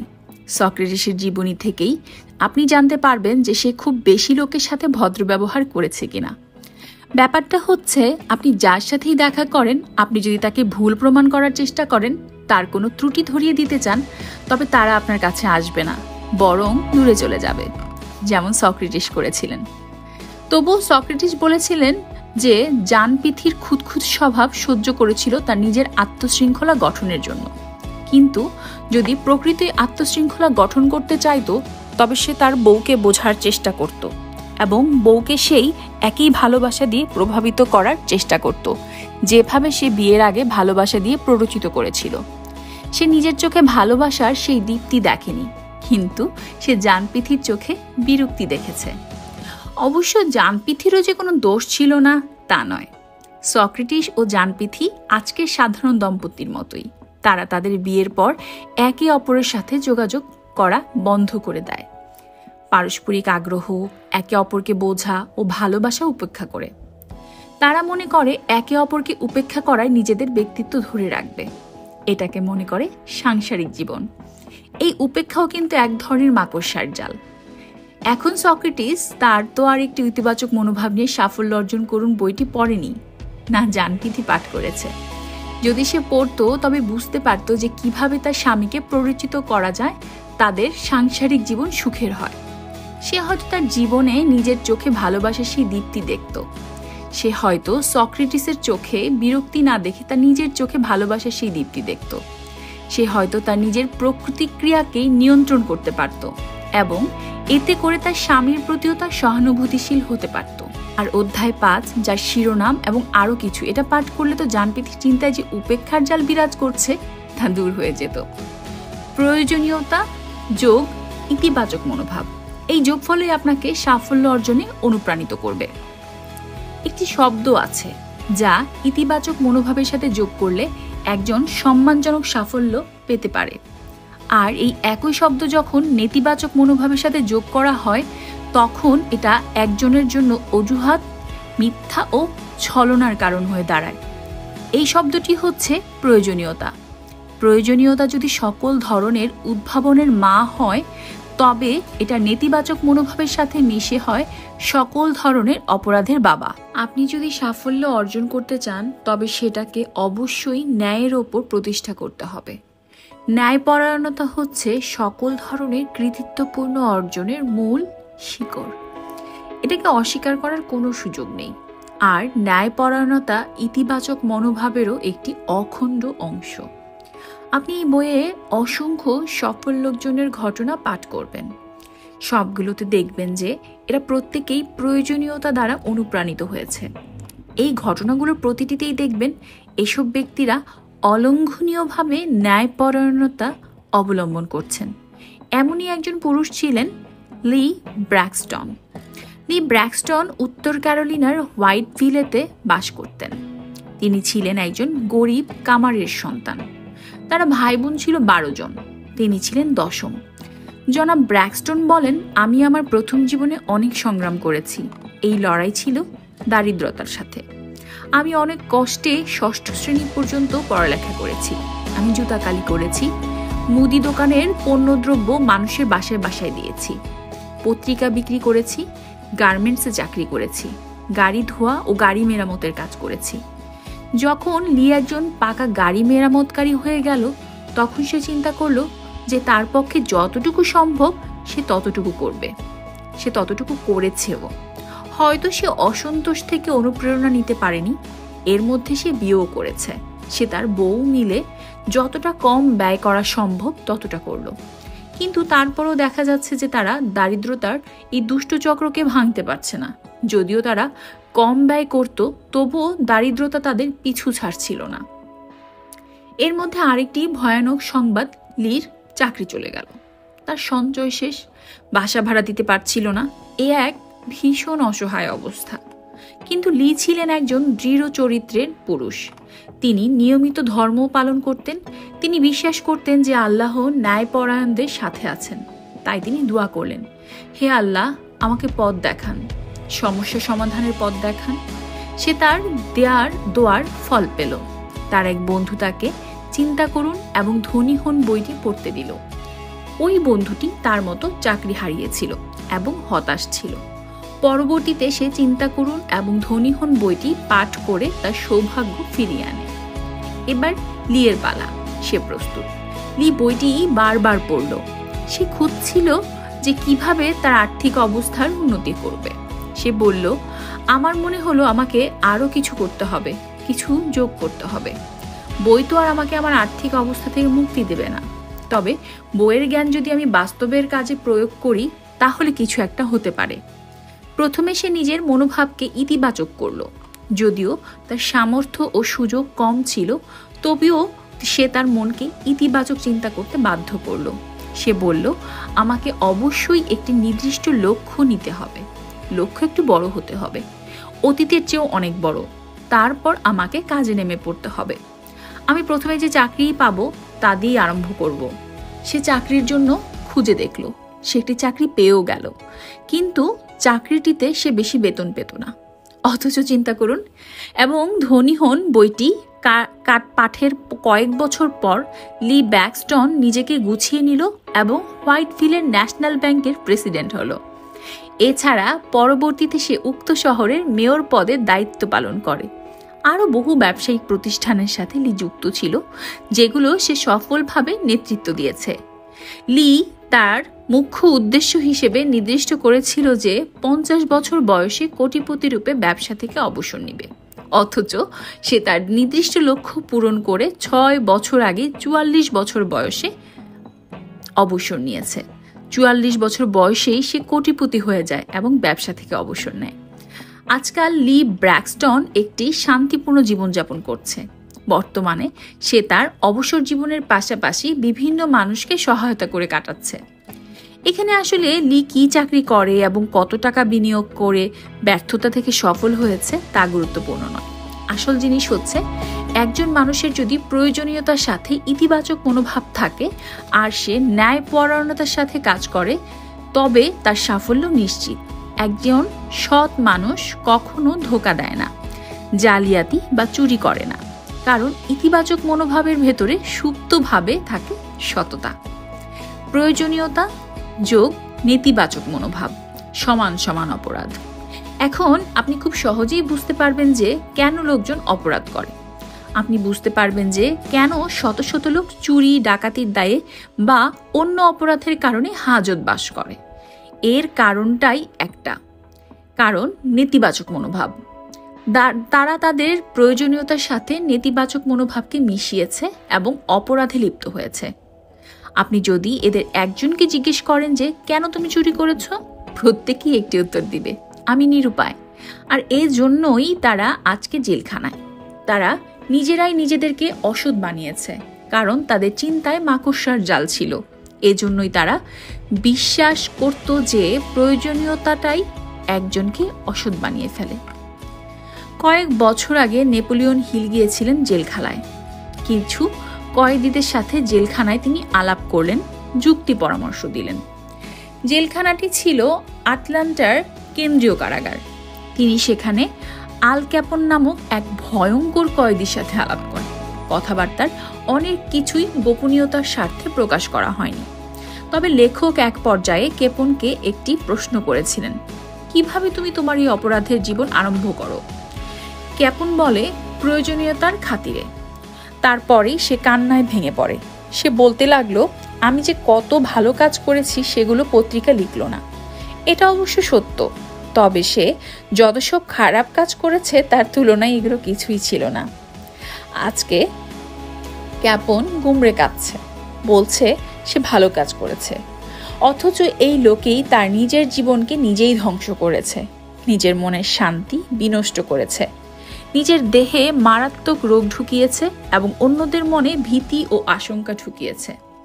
আর এ সবই করেছে কারণ সে তার চিন্তায় নেতিবাচক মনোভাবের বীজ লাগিয়েছিল বলে। এই মাকড়সার জালেই তাকে কাজের অজুহাত রূপে দেখায় যে সে খারাপ কাজ করে প্রয়োজনীয়তার খাতিরে। যখন ক্যাপন তার ভালো কাজের কথা বলছিল এবং এগুলোর দ্বারা সে তার খারাপ কাজকে ডাকার চেষ্টা করছিল, তখনও সে ঠিক চিন্তা করতে পারছিল না। তখনও তার চিন্তায় মাকড়সার জাল ছিল। যখন একজন মানুষ তার খারাপ কাজের জন্য মনস্তাপ করে এবং ভালো কাজ করে, তখনই সে প্রকৃত অনুশোচনা করে। কিন্তু ক্যাপন তো এমন মানুষ ছিল না। তবে ক্যাপনের মধ্যেও মনুষ্যত্ব ছিল। সমস্যাটি ছিল তার শৈশবকালের। যদিও তার মা কখনোই ক্যাপনের প্রতি বিশ্বাস হারায়নি, তিনি সর্বদাই আল্লাহর কাছে দোয়া করতেন যেন আল্লাহ ক্যাপনকে ঠিক পথ দেখায়। যদিও তার সন্তান উচ্ছৃঙ্খল জীবনযাপন করত এবং খারাপ কাজ করত, তবুও তার প্রগাঢ় বিশ্বাস ছিল যে ক্যাপন একদিন ঠিক পথে ফিরে আসবে। সমস্যা ছিল তার শৈশবকালে। ক্যাপন যখন কিশোর ছিল তখন থেকেই সমস্যাটি আরম্ভ হয়। প্রথম দিকে সে পড়ালেখায় ভালো ছিল, বুদ্ধিমান, আগ্রহী ও ভদ্র একটি ছেলে ছিল। সে সব কিছুতে প্রথম হতো। এর ফলে তার মধ্যে অহংকার জন্ম নিল। এমনকি সে যে কোনো খারাপ কাজ করেও প্রথম হতে চাইত। ধীরে ধীরে সে খারাপ কাজের মধ্যেও গর্ব অনুভব করতে লাগলো। সে তার অভিভাবক ও শিক্ষকদের অমান্য করতে লাগলো, মিথ্যা বলতো ও ধোঁকা দিতে লাগলো, চুরি করলো, জুয়া খেললো, মাদকাসক্ত হয়ে পড়ল এবং নারীদের যৌন হয়রানি করল। তারপরেও তার মা বলতো যে ক্যাপন একদিন ঠিক পথ খুঁজে পাবে, আল্লাহ তাকে ঠিক পথ দেখাবেন। মাঝে মাঝে দেখা যায় যে যারা কম শিক্ষিত তারা তাদের লালসাকে নিয়ন্ত্রণ করতে পারে না। ক্যাপন এ কথা জানতো, সে তো শিক্ষিত ছিল, তারপরেও কেন সে নিজের লালসাকে নিয়ন্ত্রণ করতে পারছে না, সে খুঁজতে লাগলো। সে জেলখানাতেই বাইবেল ও অন্যান্য অনুপ্রেরণার বই পাঠ করল। ক্যাপন নিজের সাথে যুদ্ধ করছিল, তবুও হেরে যাচ্ছিল। তবুও সে তার চেষ্টা থামায়নি। সে জানতো যে ব্যক্তি চেষ্টা থামায় না সে এক সময় না এক সময় জয়ী হবেই। একদিন হঠাৎ তার ভেতর থেকে আওয়াজ এলো, ওঠো এবং পড়ো। সে বিছানা থেকে জেগে পাশে রাখা বাইবেলটি নিল এবং খুলে পড়ল। আমরা যত তার পথে হাঁটব, দিনের আলোর মতো দাঙ্গা ফাসাদ না করে, হিতাহিত জ্ঞান না হারিয়ে, মনকে আবদ্ধ না করে মনকে লালসা মুক্ত করব, দ্বন্দ্ব ভুলে শত্রুকে আপন করে নিব। আল্লাহ আমাদের ঠিক পথ দেখান এবং আমি যেন কাম লালসার বশীভূত হয়ে আমার অঙ্গীকার ভঙ্গ না করি। আমি মুসলমান, তাই আমি প্রতিদিন আল কোরআনের বাংলা অনুবাদ পাঠ করি এবং চেষ্টা করি এভাবে আমার হৃদয় ও মন মস্তিষ্ককে পবিত্র রাখতে। আপনি যদি মুসলিম হন তবে আপনিও প্রতিদিন আল কোরআনের বাংলা অনুবাদ পাঠ করতে পারেন। আর অন্যরা যে ধর্মই পালন করুন না কেন নিজ নিজ ধর্মগ্রন্থের বই পাঠ করতে পারেন। এতে হৃদয়, মন ও মস্তিষ্ক পবিত্র হবে। এটা হতেই পারে।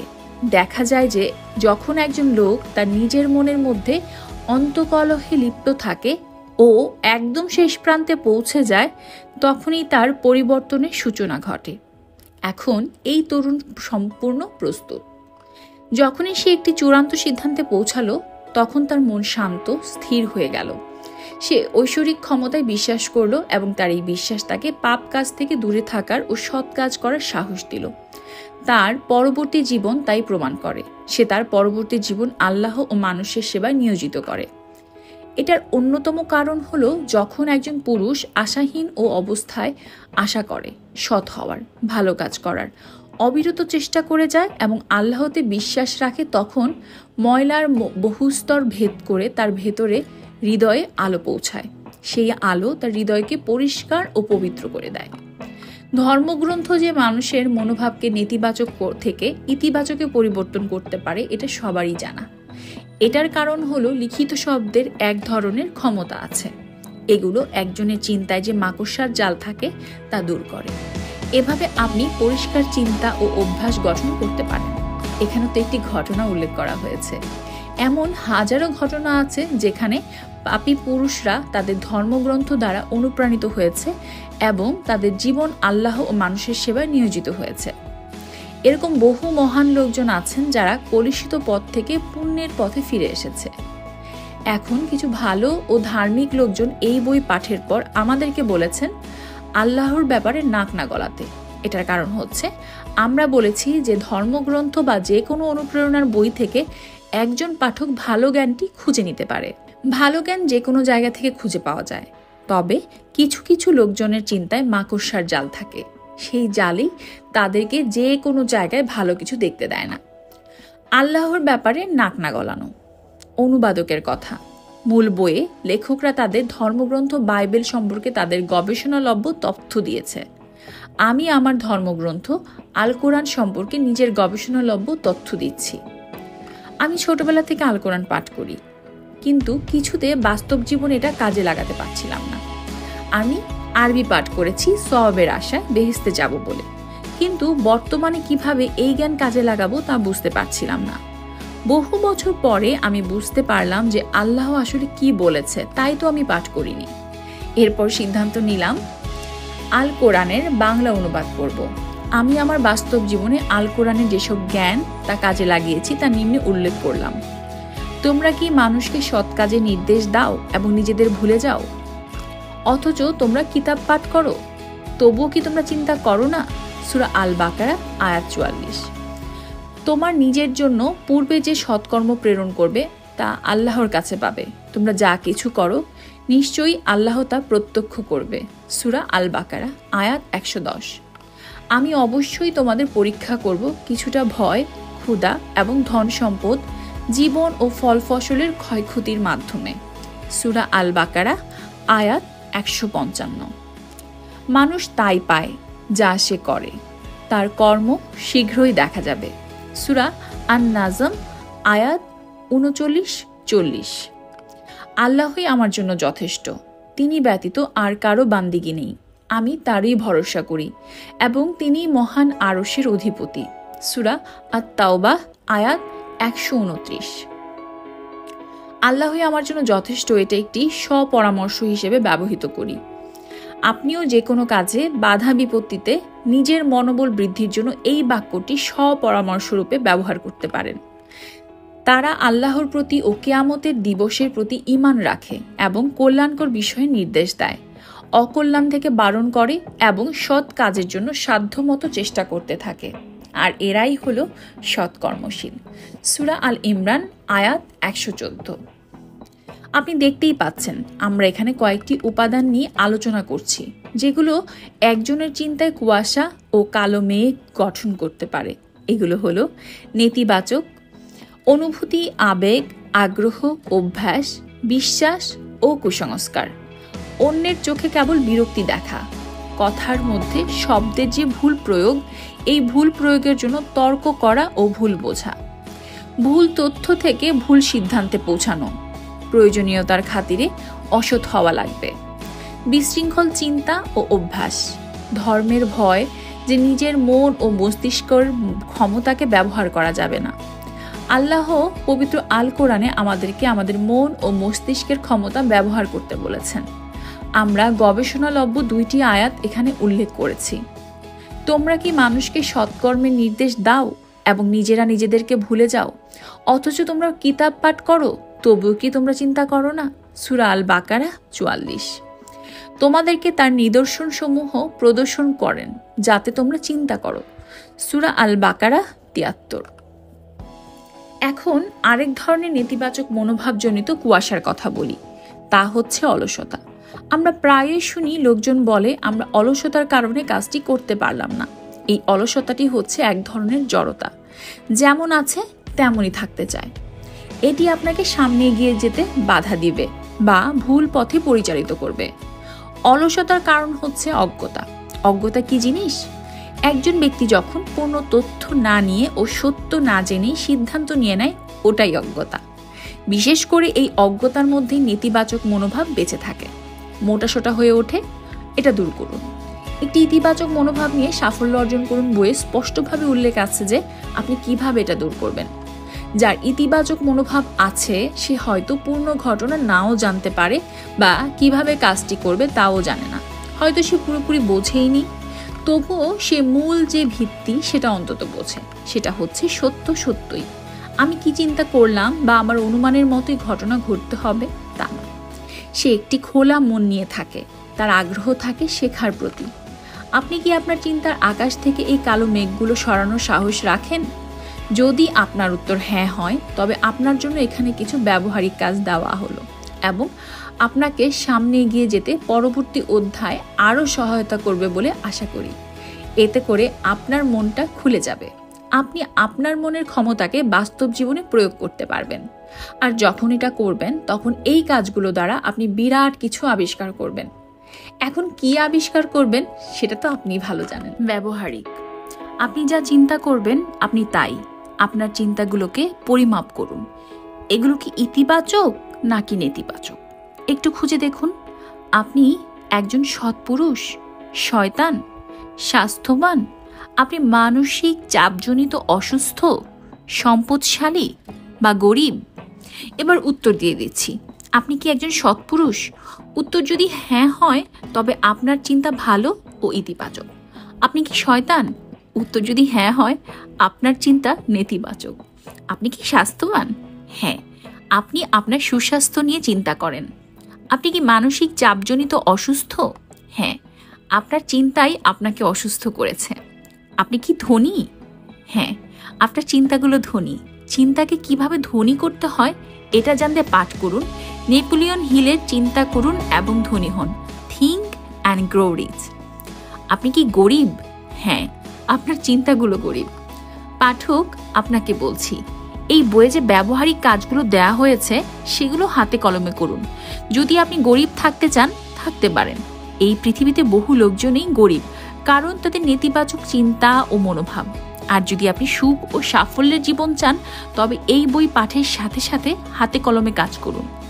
আমার এই বইয়ের একমাত্র উদ্দেশ্য আপনাকে সাফল্য অর্জনে সহযোগিতা করা। 2. নেতিবাচক অনুভূতি। আবেগ ও আগ্রহ আসে কুসংস্কার, ভুল বিশ্বাস ও অভ্যাস থেকে।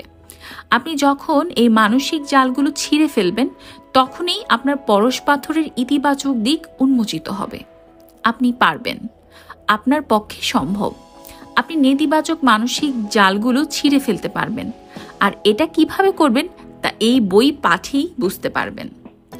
4. যখনই অন্যের সাথে কোনো ভুল বোঝাবুঝি হবে, তখনই প্রথমে নিজেকে দিয়ে আরম্ভ করুন।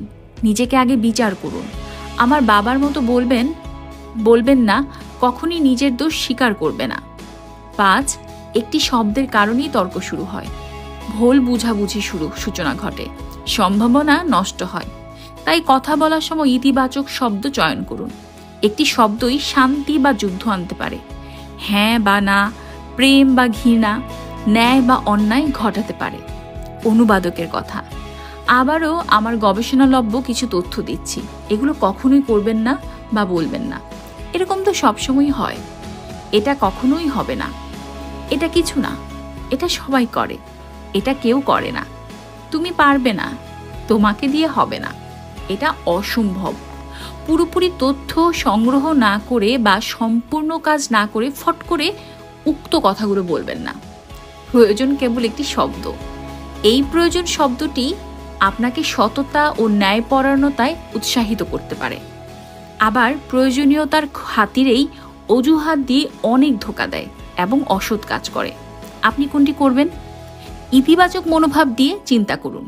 এতে করে আপনার আবেগ নিয়ন্ত্রণ করতে পারবেন এবং আপনার ভবিষ্যৎও নির্মাণ করতে পারবেন। 4র্থ অধ্যায়। আপনি কি আপনার মনের ক্ষমতাকে বিকশিত করার সাহস রাখেন? আপনার একটি মন আছে, আর সেই মনের সাথে একটি দেহ আছে। আগে মনকে বিবেচনা করুন। এই মনের রয়েছে অসীম ক্ষমতা, রহস্যময় সব শক্তি। এমন অনেক কিছু আছে যার কিছু আমরা জানি, কিছু জানি না। এই অধ্যায়টি হচ্ছে আপনার মধ্যে সুপ্ত চেতনাকে জাগ্রত করা, যাতে আপনি আপনার মনের ক্ষমতাকে বিকশিত করতে পারেন। এখন প্রশ্ন আসতে পারে যে কেন আমি এগুলোকে বিকশিত করব? জবাব হচ্ছে, যখন আপনি আপনার মনের সেই অসীম ক্ষমতাকে আবিষ্কার করবেন, বিকশিত করবেন, তখন আপনি পাবেন দৈহিক, মানসিক ও আত্মিক সুখ, স্বাস্থ্য ও সম্পদ। আপনার চয়নকৃত পেশায় সাফল্য, জানা অজানা অনেক শক্তি যেগুলোকে আপনি ব্যবহার করতে পারবেন, নিয়ন্ত্রণ বা প্রভাবিত করতে পারবেন, এগুলোর সাথে মিল রেখে চলতে পারবেন। আর সাহস নিন, আপনি এমন কিছু বল বা শক্তি সম্পর্কে জানতে যাচ্ছেন যেগুলোর বাহ্যিক কোনো অস্তিত্ব নেই। আপনি আরও শিখবেন যে কিভাবে এগুলোকে বাস্তব জীবনে প্রয়োগ করা যায়। এটা তেমন কিছু কঠিন কিছু না, অনেকটা টিভি চালু করার মতো, বেশ সহজ। ধরুন, একটা ছোট্ট শিশু যখন প্রথমবার টিভির সুইচ অন করে এবং নিজের পছন্দের অনুষ্ঠান দেখে, তখন তাকে তো আর টিভি কিভাবে তৈরি হলো বা কিভাবে এই অনুষ্ঠান তার টিভিতে এলো সেই সম্প্রচার সম্পর্কে জানার দরকার নেই।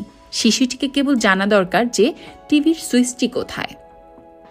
এই অধ্যায়ে আপনি দেখবেন যে কিভাবে সেই সুইচ বা ঠিক বাটনটি চাপ দেওয়া যায়, যাতে করে আপনার মধ্যে সর্বশ্রেষ্ঠ শক্তিগুলি জেগে ওঠে। আপনি কি জানেন আপনার মধ্যে দুনিয়ার সর্বশ্রেষ্ঠ তড়িৎ যন্ত্র অবস্থিত? সেই যন্ত্রটি ঐশ্বরিক, অথচ আপনি সম্পূর্ণরূপে এর মালিক। আপনি কি জানেন এটা কিভাবে তৈরি হয়েছে? এই যন্ত্রটি প্রায় ৮০ লাখ কোটি তড়িৎ কোষ দ্বারা গঠিত। এর হাজারো অংশ আছে।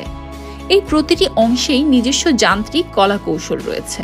এর একটি অংশ আছে বিস্ময়কর, যদিও এর ওজন মাত্র ১৪০০ গ্রাম।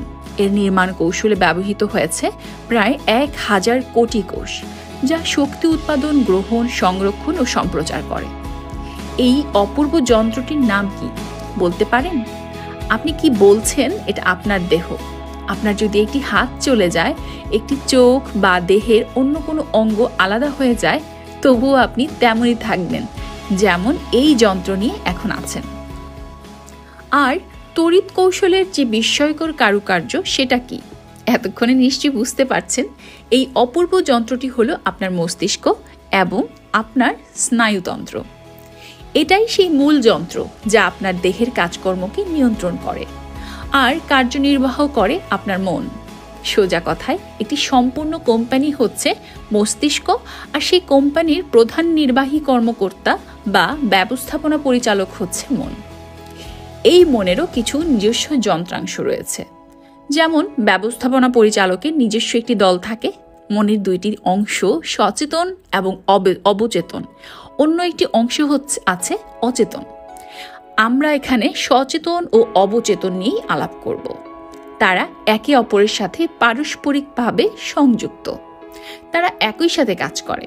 বিজ্ঞানীরা সচেতন মন সম্বন্ধে বহু তথ্য জোগাড় করেছেন, কিন্তু অবচেতন মন সম্বন্ধে তথ্য সংগ্রহ করা হয় মাত্র 100 বছর ধরে।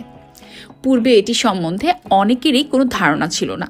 তবে এই স্বল্প সময়ে যে তথ্য আবিষ্কার হয়েছে তাতে সবার তাক লেগে গেছে। এই বিস্ময়কর সব ক্ষমতা দেখে বিজ্ঞানীরা পর্যন্ত অবাক হয়েছে। চলুন একে আবিষ্কার করি। দিনের পর দিন প্রতিটি পথে আমি ধনী হচ্ছি, আরও ধনী হচ্ছি। আমরা এখন অস্ট্রেলিয়ার সিডনিতে বসবাসকারী বিল ম্যাককলের ঘটনা জানব, যেখানে দেখব যে বিল কি করে ব্যর্থতা ও হতাশা থেকে উঠে সাফল্য অর্জন করেছে। বিল 19 বছর বয়স থেকে ব্যবসা শুরু করেন। প্রথমে সে চামড়া বিক্রয়ের ব্যবসা দিল, কিন্তু সে ব্যর্থ হলো। সে আবার 21 বছর বয়সে জুতোর ব্যবসা করল, এবারও সে ব্যর্থ। এবার সে মূলধন সহ ব্যর্থ হয়েছে।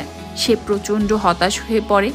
কিছু লোক আছে ব্যর্থতার কারণে বিরক্ত হয়ে যায়, রেগে যায়, জীবনকে দুর্বিষহ করে তোলে, কিন্তু বিল এমন ছিল না। সে ব্যর্থতা থেকে শিক্ষা নিল এবং আবার চেষ্টা করার প্রতি অনুপ্রাণিত হলো। একে বলে অসন্তুষ্টি থেকে অনুপ্রেরণা নেওয়া। এবার সে সাফল্যের সূত্র খুঁজতে লাগলো। বিল গ্রন্থাগারে গেল।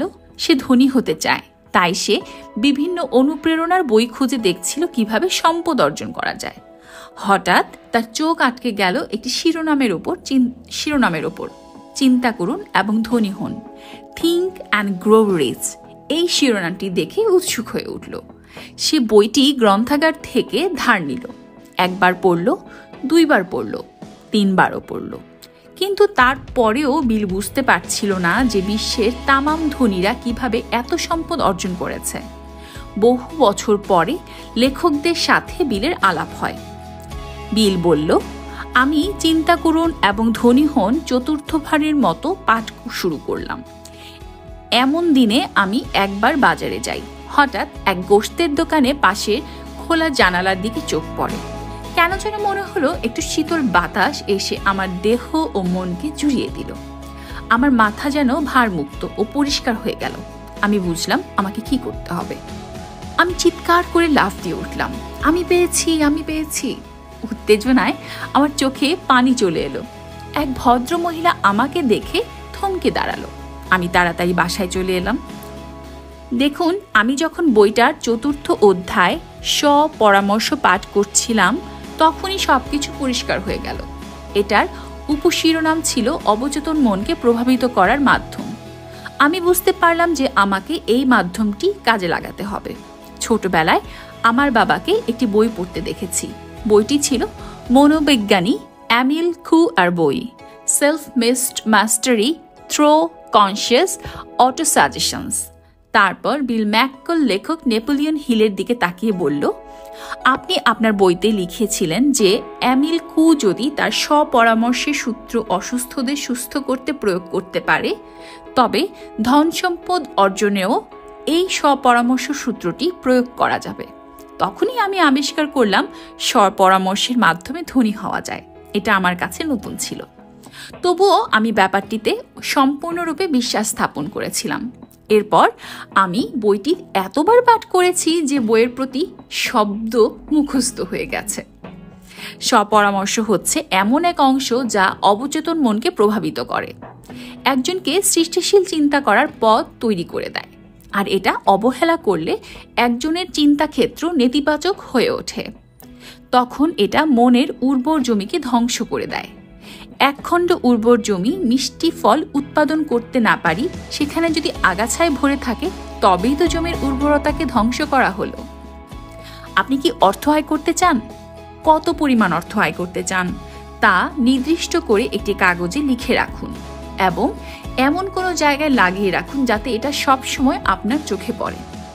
যখন আপনি এই লিখিত বর্ণনা দিনে 2 বার আপনার আবেগ ও মনোযোগ দিয়ে পাঠ করবেন, তখন আপনি দেখবেন যে আপনি ইতিমধ্যে সেই অর্থের অধিকারী হওয়ার একটি অনুভূতি অনুভব করতে পারছেন। এখানে আসলে আপনি আপনার আকাঙ্ক্ষাকে সরাসরি অবচেতন মনে প্রেরণ করেছেন। আপনি যা চান সেই চিন্তার তরঙ্গকে অবচেতন মনে প্রেরণ করাটাই স্ব-পরামর্শের কাজ। এই কাজটি বারবার করলে আপনি সহায়কভাবে আপনার চিন্তার মধ্যে একটি অভ্যাস গঠন করবেন, যা আপনার একটি নির্দিষ্ট আকাঙ্ক্ষাকে আর্থিক সমতুল্যে পরিণত করবে। আর্থিক সমতুল্যে পরিণত করবে এর মানে হলো আপনি যে নির্দিষ্ট পরিমাণ অর্থ আয় করবেন বলে লিখেছেন এবং প্রতিদিন পাঠ করেছেন, এটা তো বাস্তবে এখনো আয় করেননি। এখন এটা আপনার একটি নির্দিষ্ট আকাঙ্ক্ষা রূপে আছে। তবে আপনি যখন স্ব-পরামর্শ পালন করবেন, তখন আপনার অবচেতন মন আপনাকে অর্থ আয়ের এমন সব রাস্তা দেখাবে যা আপনি আগে কখনো কল্পনাও করতে পারেননি। এজন্যই বলা হয়েছে স্ব-পরামর্শ একটি নির্দিষ্ট আকাঙ্ক্ষাকে আর্থিক সমতুল্যে পরিণত করবে। আমি আবারও বলছি, সবচেয়ে গুরুত্বপূর্ণ হলো আপনি যখন আপনার লিখিত বর্ণনাটি পাঠ করবেন, তখন বলার সময় আবেগ থাকতে হবে এবং আপনাকে কল্পচোখে জোরালোভাবে অনুভব করতে হবে যে আপনি যা পাঠ করছেন তা আপনি পাবেনই। এই স্ব-পরামর্শের উপরেই নির্ভর করবে যে আপনি আপনার একটি নির্দিষ্ট আকাঙ্ক্ষাকে কতটুকু চান। এটা ঠিকভাবে পালন করলে দেখবেন আপনার আকাঙ্ক্ষা একটি জ্বলন্ত আকাঙ্ক্ষায় পরিণত হয়েছে। এই আগুনটাই দরকার। এই আগুনই আপনার সামনের সকল বাধাকে পুড়িয়ে ছাই করে দেবে। আমি বাজার থেকে দৌড়ে বাসায় আসি, আমার পড়ার টেবিলে গিয়ে বসি। তখন 1944 সাল। আমি গত বছর অস্ট্রেলিয়ার নির্বাচনে প্রতিদ্বন্দ্বিতা করে হেরে যাই। আমি সিদ্ধান্ত নিয়েছিলাম আর রাজনীতি করব না, এবার ব্যবসা করব। আমি টেবিলে বসে আমার একটি নির্দিষ্ট লক্ষ্য লিখলাম। আমি 1960 সালের মধ্যে একজন কোটিপতি হব। এখন নেপোলিয়ন হিলের দিকে তাকিয়ে বিল বলল, আপনি বলেছিলেন একজন ব্যক্তিকে সেই পরিমাণ অর্থ নির্দিষ্ট করে লিখতে হবে যা সে চায় এবং একটি নির্দিষ্ট তারিখও দিতে হবে। আমি দিয়েছিলাম। এখন আমরা যে পুরুষের সাথে কথা বলছি সে কিন্তু তরুণ বিল ম্যাককল নয়, যে 19 বছর বয়সে ব্যর্থ হয়েছিল। এখন তিনি পরিচিত জনাব উইলিয়াম ডিক্টার বিল ম্যাককল নামে। তিনি পরিচিত সাবেক অস্ট্রেলীয় রাজনীতিবিদ, সাবেক সিডনি কোকা-কোলা কোম্পানির চেয়ারম্যান এবং 22টি কর্পোরেশনের পরিচালক রূপে। এখন তিনি কোটিপতি, আর দেখা গেছে তিনি যেসব ধনী ব্যক্তিদের গল্প পাঠ করেছিলেন তিনি তাদের মতোই একজন হয়ে গেছেন। তিনি বইটি কেবল পাঠই করেননি, তিনি সেখান থেকে অনুপ্রেরণা দিয়ে স্ব-পরামর্শের মাধ্যমে তার অবচেতন মনের শক্তিকে অবমুক্ত করেন। প্রসঙ্গক্রমে বলে রাখি, তিনি তার নির্দিষ্ট সময়ের 4 বছর আগেই কোটিপতি হয়েছিলেন। দিনের পর দিন প্রতিটি পথে আমি ভালো থেকে আরও ভালো হচ্ছি। এখানে স্ব-পরামর্শ যে শব্দটি ব্যবহার করা হয়েছে এটা মূলত এমিল কুয়ের সচেতন পরামর্শ শব্দাবলী থেকে নেওয়া হয়েছে। ম্যাককল যখন ছোট ছিলেন তখন তার বাবা একটি অবিস্মরণীয় আবিষ্কার করেন, সেটা ছিল স্ব-পরামর্শ। ম্যাককলের বাবা এমিল কু এর বই থেকে এই সূত্রটি আবিষ্কার করেন। এটা যে কেউ প্রয়োগ করতে পারে, প্রতিটি পুরুষ, নারী ও শিশু সবাই। ম্যাককল তার বাবার মতো আপনিও আপনার জীবনে এই সচেতন স্ব-পরামর্শ প্রয়োগ করতে পারেন। এমিল কু স্ব-পরামর্শ আবিষ্কার করেন কারণ তিনি একজন সাহসী পুরুষ ছিলেন। তিনি নিজের ও অন্যদের মনের যে অসীম শক্তি তা উন্মোচিত করতে চাইতেন। তিনি পেরেছিলেন। এমিল কু একজন চিকিৎসক ছিলেন। তিনি স্ব-পরামর্শ আবিষ্কার করার আগে তার রোগীদের সুস্থ করতে সম্মোহন শক্তি প্রয়োগ করতেন, কিন্তু তিনি স্ব-পরামর্শের শক্তি আবিষ্কারের পর সম্মোহনের চিকিৎসা পদ্ধতি থেকে বাদ দেন। স্ব-পরামর্শ একটি প্রাকৃতিক সূত্র, এটা একটি স্বাভাবিক সূত্র। এখন প্রশ্ন হলো তিনি কিভাবে এই প্রাকৃতিক সূত্রকে আবিষ্কার করলেন। এমিল কু এই মহান আবিষ্কার করে যখন সে নিজেকে কিছু প্রশ্ন জিজ্ঞেস করে, প্রশ্নগুলো ছিল এমন। প্রথম প্রশ্ন, ডাক্তারকে দেখালেই রোগী কেন সুস্থ হয়ে যায়? এটা কি ডাক্তারের পরামর্শের জন্য, নাকি রোগী তার নিজ মনের পরামর্শের কারণে যে ডাক্তার দেখিয়েছি এখন তো সুস্থ হয়ে যাব, কারণটা কি? উত্তর, কু গবেষণা থেকে প্রমাণ পেল যে রোগীর মন যে পরামর্শ দেয় সচেতন বা অবচেতন ভাবে, তাই রোগীকে সুস্থ করে তোলে। অন্যদের কোনো পরামর্শ বা বাহ্যিক পরামর্শ এখানে কাজ করে না। দ্বিতীয় প্রশ্ন, যদি ডাক্তারের পরামর্শে বা ডাক্তারের ভরসায় রোগী আশ্বস্ত হয়, তবে অভ্যন্তরের সব পরামর্শ চালু হয়। তবে রোগী নিজেই কেন নিজেকে সুস্বাস্থ্যের জন্য ইতিবাচক পরামর্শ দিতে পারে না, এবং কেন সে অসুস্থতার নেতিবাচক পরামর্শ বা চিন্তা থেকে নিজেকে দূরে রাখতে পারে না? এই দ্বিতীয় প্রশ্নের উত্তরটাই হলো আসল। যে কাউকে, এমনকি একটি শিশুকেও একটি ইতিবাচক মনোভাব কি করে গঠন করতে হয় তা শেখানো যায়। তাকে বারবার ইতিবাচক বিবৃতিটি পড়াতে হবে দিনের পর দিন। প্রতিটি পথে আল্লাহর রহমতে আমি ভালো থেকে আরও ভালো হচ্ছি। আপনি একটি ইতিবাচক মনোভাব নিয়ে সাফল্য অর্জন করুন বইটিতে বহু সফল ব্যক্তিদের পাবেন যারা স্বপরামর্শ ব্যবহার করেন। এখনও যদি আপনি স্বপরামর্শ প্রয়োগ করতে না পারেন, তবে উদ্বিগ্ন হবেন না, বইটি শেষ করুন, আপনি পারবেন। আর সবসময় মনে রাখবেন, আপনি যদি বিশ্বাস করেন আপনি পারবেন, আপনি আসলেই পারবেন। ব্যবহারিক, আপনার একটি মন আছে যার সাথে একটি দেহ আছে। আপনার দেহ হচ্ছে একটি যন্ত্র যেটা প্রাণহীন, আর এই যন্ত্রের বিদ্যুৎ হলো মস্তিষ্ক। মস্তিষ্কের কারুকার্যটি এমনই বিস্ময়কর যা প্রাণহীন দেহে প্রাণ নিয়ে আসে। আপনার মনের দুইটি অংশ, সচেতন অংশ ও অবচেতন অংশ, তারা উভয়ে একত্রে কাজ করে। সচেতন স্বপরামর্শ ও স্বপরামর্শ এগুলো প্রতিশব্দ। শব্দ নিয়ে উদ্বিগ্ন হবেন না, চিন্তা করুন যে কিভাবে আমরা কাজে লাগাবো। আপনি সচেতনভাবে নিজেকে স্বপরামর্শ দিতে পারেন। ধীরে ধীরে এটা অবচেতন মনে গিয়ে পৌঁছাবে। অবচেতন মন হলো আমাদের অভ্যাস, স্মৃতি, আমাদের স্বয়ংক্রিয় আচরণের জায়গা। এখানেই আমাদের অভ্যাসগুলো, স্মৃতিগুলো, স্বয়ংক্রিয় আচরণগুলো প্রভৃতি থাকে।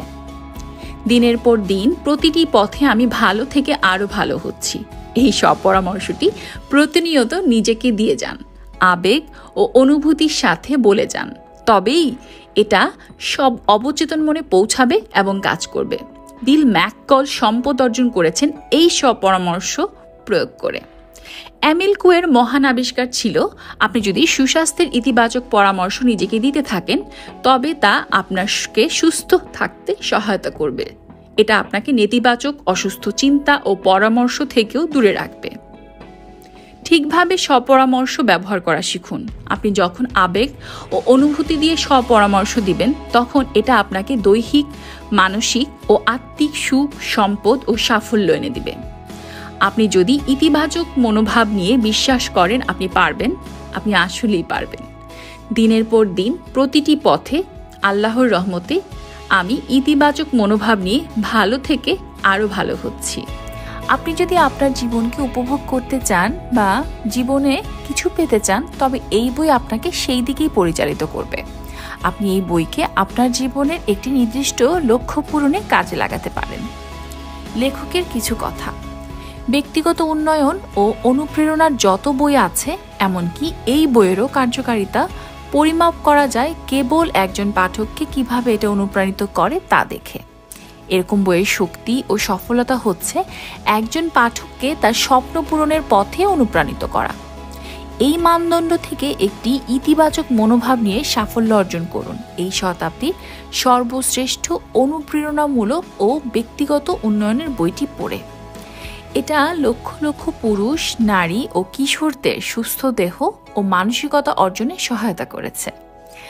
আত্মার পবিত্রতা, সুখ ও শান্তির খোঁজ দিয়েছে। সম্পদ অর্জন ও বহু মানুষকে লক্ষ্য অর্জন করতে সহায়তা করেছে। আর এই সবই মানুষ অর্জন করেছে সত্য ও ন্যায়ের পথে, আল্লাহর নির্দেশ অমান্য না করে বা অন্য কোনো মানুষের অধিকার ক্ষুণ্ণ না করে।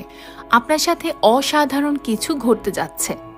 যদি আপনি প্রস্তুত থাকেন, নিজেকে প্রস্তুত করার জন্য পরিষ্কারভাবে এই বইটি বোঝার জন্য অ্যান্ড্রু কার্নেগির উক্তিটি চিন্তা করুন। আজকে আপনি ধনী ব্যক্তিদের যত সম্পদ দেখছেন, কৃতিত্ব সম্পন্ন কাজ দেখছেন, তা সব কিছুই একদিন আরম্ভ হয়েছিল একটি ধারণা থেকে।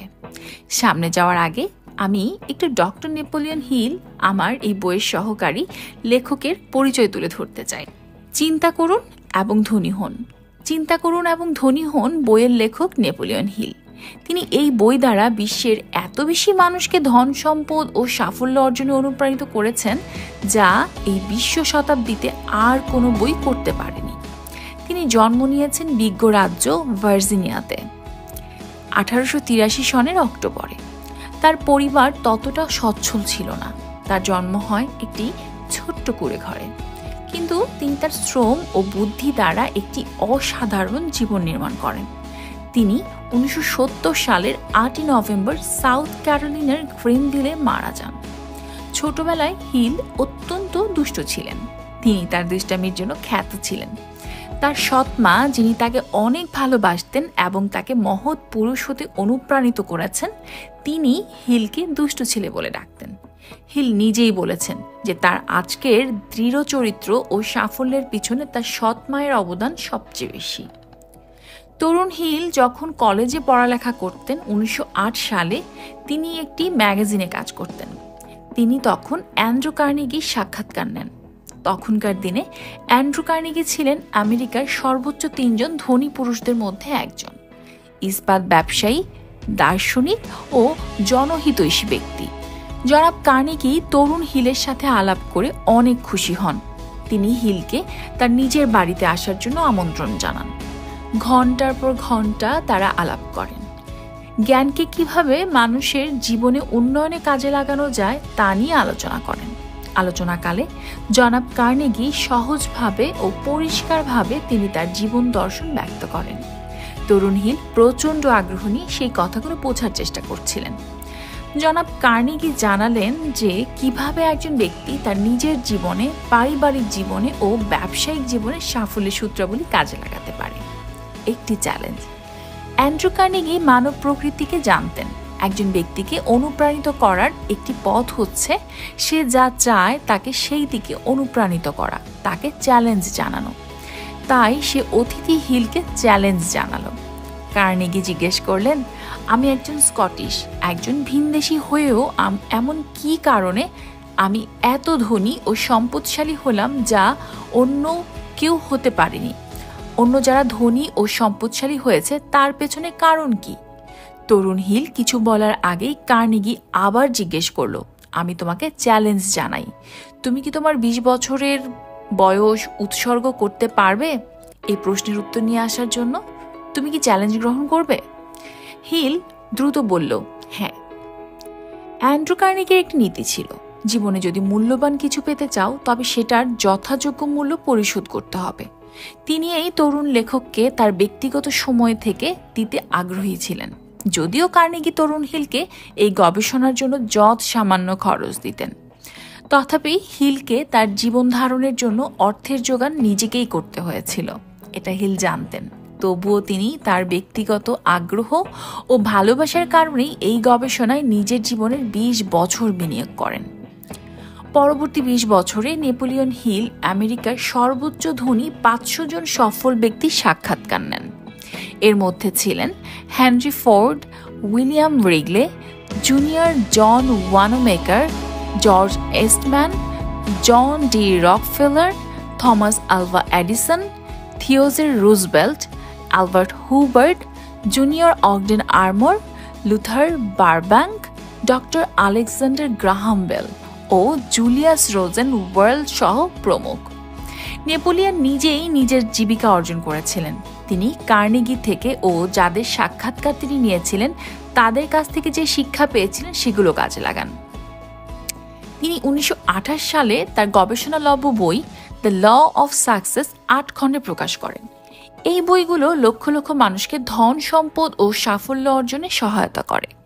পশ্চিম ভার্জিনিয়ার সংসদ সদস্য জেনিসং রেনডলফের সুপারিশে নেপোলিয়ন হিল যুক্তরাষ্ট্রের 2 জন রাষ্ট্রপতির পরামর্শক রূপে কাজ করেন। উইড্রো উইলসন ও ফ্রাঙ্কলিন ডি রুজভেল্ট। তিনি তাদেরকে এমন কিছু সিদ্ধান্তে সহায়তা করেন যা আমেরিকা ইতিহাসের পথ পরিবর্তন করে দেয়। ঠিক 20 বছর পর নেপোলিয়ন হিল আবার জনাব অ্যান্ড্রু কার্নেগির সাক্ষাৎকার নেন। সেদিনেই দ্য ল অফ সাকসেস বইটি প্রকাশ হয়। তখন এটি সারা বিশ্বে সমাদৃত ও প্রশংসিত হয়। 7 বছর পর তিনি চিন্তা করুন এবং ধনী হন বইটির পাণ্ডুলিপি লেখায় হাত দেন। তখন তিনি ফ্র্যাঙ্কলিন ডি রুজভেল্টের পরামর্শক ছিলেন। এটা প্রকাশ করেন 1937 সালে। এখন পর্যন্ত লক্ষ লক্ষ লোক এই বই পাঠ করছে। একটি লাভজনক আবিষ্কার। ডব্লিউ ক্লেমেন্ট স্টোন বলেছেন, আমার এক বন্ধু মরিস পিকাস আমাকে চিন্তা করুন এবং ধনী হন বইটি পড়তে দেয়। সালটি ছিল 1937। মরিস তখন একজন সুপরিচিত নির্বাহী পরিচালক, বিক্রয়, পরামর্শ ও লেকচারার। বইটি পাঠ করে কিছুটা অবাকই হয়, কারণ বইটির দর্শনের সাথে কাকতালীয়ভাবে আমার দর্শনও মিলে যায়। বইটি আমার এত ভালো লাগে যে আমি বইটি সারা যুক্তরাষ্ট্র জুড়ে আমার বিক্রয় প্রতিনিধিদের পাঠাই। আমি তখন কম্বাইন্ড রেজিস্ট্রি কোম্পানির মালিক ছিলাম। এটা ছিল সারা যুক্তরাষ্ট্র জুড়ে দুর্ঘটনা কবলিত লোকজনের মধ্যে একমাত্র বীমা কোম্পানি। খেল্লাফতে মানে হলো আমি গুপ্তধন খুঁজে পেয়েছি। সারা দেশ থেকে আমার বিক্রয় প্রতিনিধিরা চিঠি পাঠাতে লাগলো যে কিভাবে তাদের জীবনে এই বইয়ের জ্ঞান কাজে লাগিয়েছে, কি চমৎকারভাবে তাদের বীমা বিক্রয় বেড়ে গেছে। এখন আপনি হয়তো জিজ্ঞেস করতে পারেন, একটি ইতিবাচক মনোভাব নিয়ে সাফল্য অর্জন করুন বইটির সাথে Carnegie the law of success ও চিন্তা করুন এবং ধনী হন জিনিসগুলোর কি সম্পর্ক? আমি বলবো, এই জিনিসগুলো যদি না থাকতো তবে এই বই লেখা কখনো সম্ভব হতো না। আমি এই বইগুলো পাঠ করেছিলাম বলেই এই বইটি প্রকাশ করতে পেরেছি। অনুবাদকের কথা, স্টোনের মতন আমিও বলতে চাই, Carnegie the law of success, বিশেষ করে চিন্তা করুন, ধনী হন না থাকলে, না পড়লে আমি আমার রূপকল্প 2030 সালের মধ্যে 64টি অনুপ্রেরণার বই প্রকাশের চেষ্টা করতে পারতাম না। আমি প্রতিদিনকার অনেক বাধা বিপত্তি অতিক্রম করে আমার রূপকল্প পূরণের জন্য দেশকে, মানুষকে ভালো ও সৎ কাজে অনুপ্রাণিত করার জন্য কাজ করে যেতে পারতাম না। চিন্তা করুন এবং ধনী হন বইয়ের মূল সূত্রগুলো হচ্ছে অ্যান্ড্রু কার্নেগির জীবন দর্শন, যা দ্য ল অফ সাকসেস বই থেকে উৎসারিত, এবং নেপোলিয়ন হিল তার 20 বছরের গবেষণায় আমেরিকার 500-এর বেশি ধনী পুরুষদের কাছ থেকে যে শিক্ষা পেয়েছেন তারই সারমর্ম। দ্য ল অফ সাকসেস বইয়ের 8টি খণ্ডে আমেরিকার ধনীদের অসাধারণ সব ঘটনা ও অভিজ্ঞতা লিপিবদ্ধ করা হয়েছে।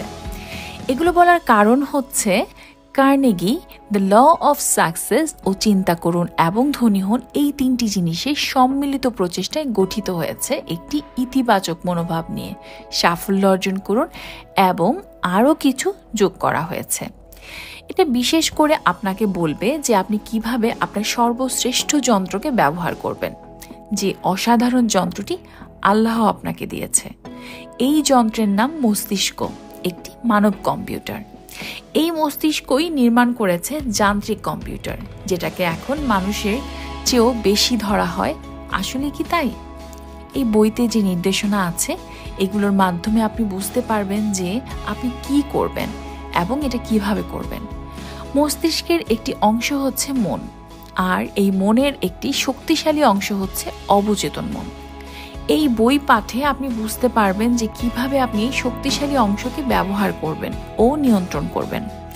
আপনি আরও বুঝতে পারবেন যে কিভাবে আপনি এই অবচেতন মন নিয়ে আপনার আগ্রহ, অনুভূতি, সত্তা, স্বকীয়তা, প্রবণতা, আবেগ, মেজাজ ও চিন্তা কাজকে লাগিয়ে জীবনকে নিয়ন্ত্রণ ও সমন্বয় করবেন। আপনি কি কখনো শিখেছেন যে কিভাবে বড় লক্ষ্য নিতে হয় ও কিভাবে নানান বাধা সত্ত্বেও আপনার লক্ষ্য অর্জন করতে হয়? যদি আপনার উত্তর না হয়ে থাকে, তবে আপনি যদি একটি ইতিবাচক মনোভাব নিয়ে সাফল্য অর্জন করুন বইটি পাঠ করেন ও এর সূত্রাবলী কাজে লাগান, তাহলে আপনি পারবেন। একমাত্র ফলাফলই দেখা হয়।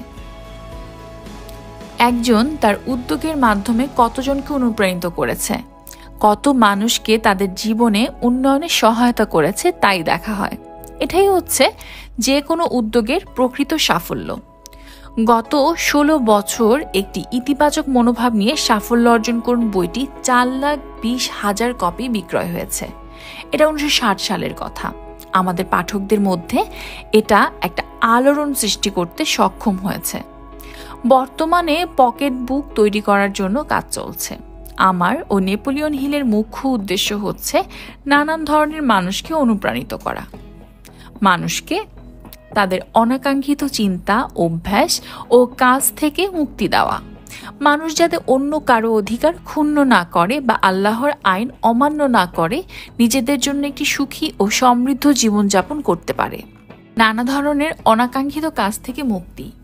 এই বইয়ের মুখবন্ধে আপনি অগ মান্ডিনের কথাগুলো পড়েছিলেন। আমি আমার অভিজ্ঞতা থেকে বলছি, বহু বছর আগে আমি আমার বোকামি ও ভুলের কারণে আমার টাকা পয়সা, বাড়ি গাড়ি, আমার চাকরি সব কিছু হারিয়ে ফেলি। একদম কর্পদক শূন্য হয়ে পড়ি। আমি কোনো রাস্তাই খুঁজে পাচ্ছিলাম না। আমি জায়গায় জায়গায় ঘোরাফেরা করছিলাম, চতুর্দিকে খোঁজাখুঁজি করছিলাম যে কি করলে আমি আবার আমার সব কিছু ফিরে পাবো। অবশেষে আমি আমার উত্তর খুঁজে পেলাম। ডব্লিউ ক্লেমেন্ট স্টোন ও নেপোলিয়ন হিলের একটি ইতিবাচক মনোভাব নিয়ে সাফল্য অর্জন করুন বইটিতে। বর্তমানে অগ মন্ডিনো একজন বিখ্যাত লেকচারার ও লেখক, যে the greatest salesman in the world সহ আরও অনেক ব্যক্তিগত উন্নয়নের বই লিখেছেন। এরকম আরও বহু স্বনামধন্য লেখক ও লেকচারার যেমন নরম্যান ভিনসেন্ট পেইলি সহ অনেকেই আমাকে বলেছে যে তাদের জীবনের বর্তমান সাফল্য ও অনুপ্রেরণার পেছনে রয়েছে এই বইয়ের সূত্রাবলী। কিছুদিন আগে আমি ওয়াশিংটনে আমার এক বন্ধুর রেস্টুরেন্টে খাবার খেতে গিয়েছিলাম। আমি যখন খাবার খেয়ে বেরিয়ে যাচ্ছিলাম তখন সেখানকার একজন ওয়েটার জিমি আমাকে জিজ্ঞেস করলো, জনাব, আমি কি আপনাকে একটি কথা বলতে পারি? আমি বললাম, নিশ্চয়ই। একটি ইতিবাচক মনোভাব নিয়ে সাফল্য অর্জন করুন বইটি আমার জীবন বাঁচিয়েছে। ধন্যবাদ। আরেকজন লোক টেড সি আমাকে বলেছিল, আমি একবার আপনার এক বক্তৃতা অনুষ্ঠানে গিয়েছিলাম। আপনি বলেছিলেন যে এই বই একজনের জীবনকে পরিবর্তন করতে পারে। ঘটেছেও তাই। আজকে 5 বছর পর আমি খুব ভালো আছি। আমার 2 মেয়ে কলেজ থেকে স্নাতক পাশ করেছে। ছোট মেয়ে আগামীতে কলেজে যাবে। পূর্বে আমার এত টাকা ছিল না যে আমার মেয়েদের পড়ালেখা করাবো। এখন আমি 2টি ভিন্ন দেশে 2টি বড় খামার বাড়ি কিনেছি। প্রতি বছর আমি আমার পরিবার সহ বিভিন্ন দেশে বেড়াতে যাই এবং আরো অনেক কিছু করি। একটি ইতিবাচক মনোভাব নিয়ে সাফল্য অর্জন করুন বইটির জন্য আপনাকে ধন্যবাদ।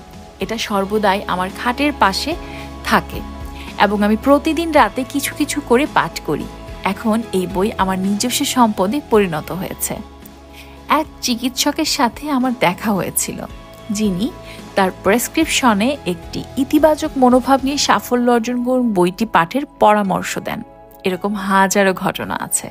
আপনি যখন এই বইটি পাঠ করবেন ও আপনার বাস্তব জীবনে এই বইয়ের জ্ঞান প্রয়োগ করবেন, তখন দেখবেন যে আপনার সাথেও বিস্ময়কর সব ঘটনা ঘটেছে। বিশেষ নির্দেশনা: যখন আপনি এই বইটি পাঠ করবেন তখন এমনভাবে পাঠ করুন যে মনে করবেন লেখকরা আপনার ঘনিষ্ঠ বন্ধু ও তারা কেবল আপনার উদ্দেশ্যেই লিখছে। যেসব বাক্য আপনার কাছে প্রয়োজনীয় মনে হয়, অর্থপূর্ণ লাগে, সেগুলোর নিচে দাগ দিন। বারবার নিজেকে বলুন, মনে রাখবেন এই বইটি লেখাই হয়েছে আপনাকে আপনার অনাকাঙ্ক্ষিত কাজে অনুপ্রাণিত করার জন্য। আব্রাহাম লিঙ্কন চেষ্টা করতেন বই থেকে শিখতে। যেসব লোকজনের সাথে দেখা হয় তাদের কাছ থেকে বা নানান অনুষ্ঠান ও ঘটনা থেকে শিখতেন। তিনি এই শিখন পদ্ধতিকে আরও তার অভ্যাসে পরিণত করেন। এতে করে তিনি নানান ধারণা বুদ্ধি পেতেন। সেগুলোকে তিনি তার বিচার বুদ্ধি দিয়ে বিশ্লেষণ করে উন্নত করতেন। আপনিও একজন সৃজনশীল চিন্তাকে, প্রতিভা ও জ্ঞানকে ব্যক্তিত্ব ও দৈহিক শক্তিতে আপনার সাফল্য অর্জন করতে, সুখ, সম্পদ ও স্বাস্থ্য অর্জন করতে প্রয়োগ করতে পারেন। এই বই কেবল আপনার জীবনকে কাজে লাগাতে হবে তাই বলবে না, এটা আপনাকে কাজ করার প্রতি চেষ্টা করতেও অনুপ্রাণিত করবে। সেই বার্তাটি খুঁজুন যেটা আপনার জন্য প্রযোজ্য। যখন আপনি এটা চিনতে পারবেন, খেয়াল করুন, কাজে নেমে পড়ুন। আপনার মনকে আপনার অনাকাঙ্ক্ষিত দিকে পরিচালিত করুন। প্রতিটি অধ্যায়ের শেষে দেওয়া প্রশ্নগুলোর উত্তর দিন। উত্তর দেওয়ার সময় পাশে কাগজ ও কলম নিয়ে পরিকল্পনা করুন ও লিখে রাখুন। W Clement stone.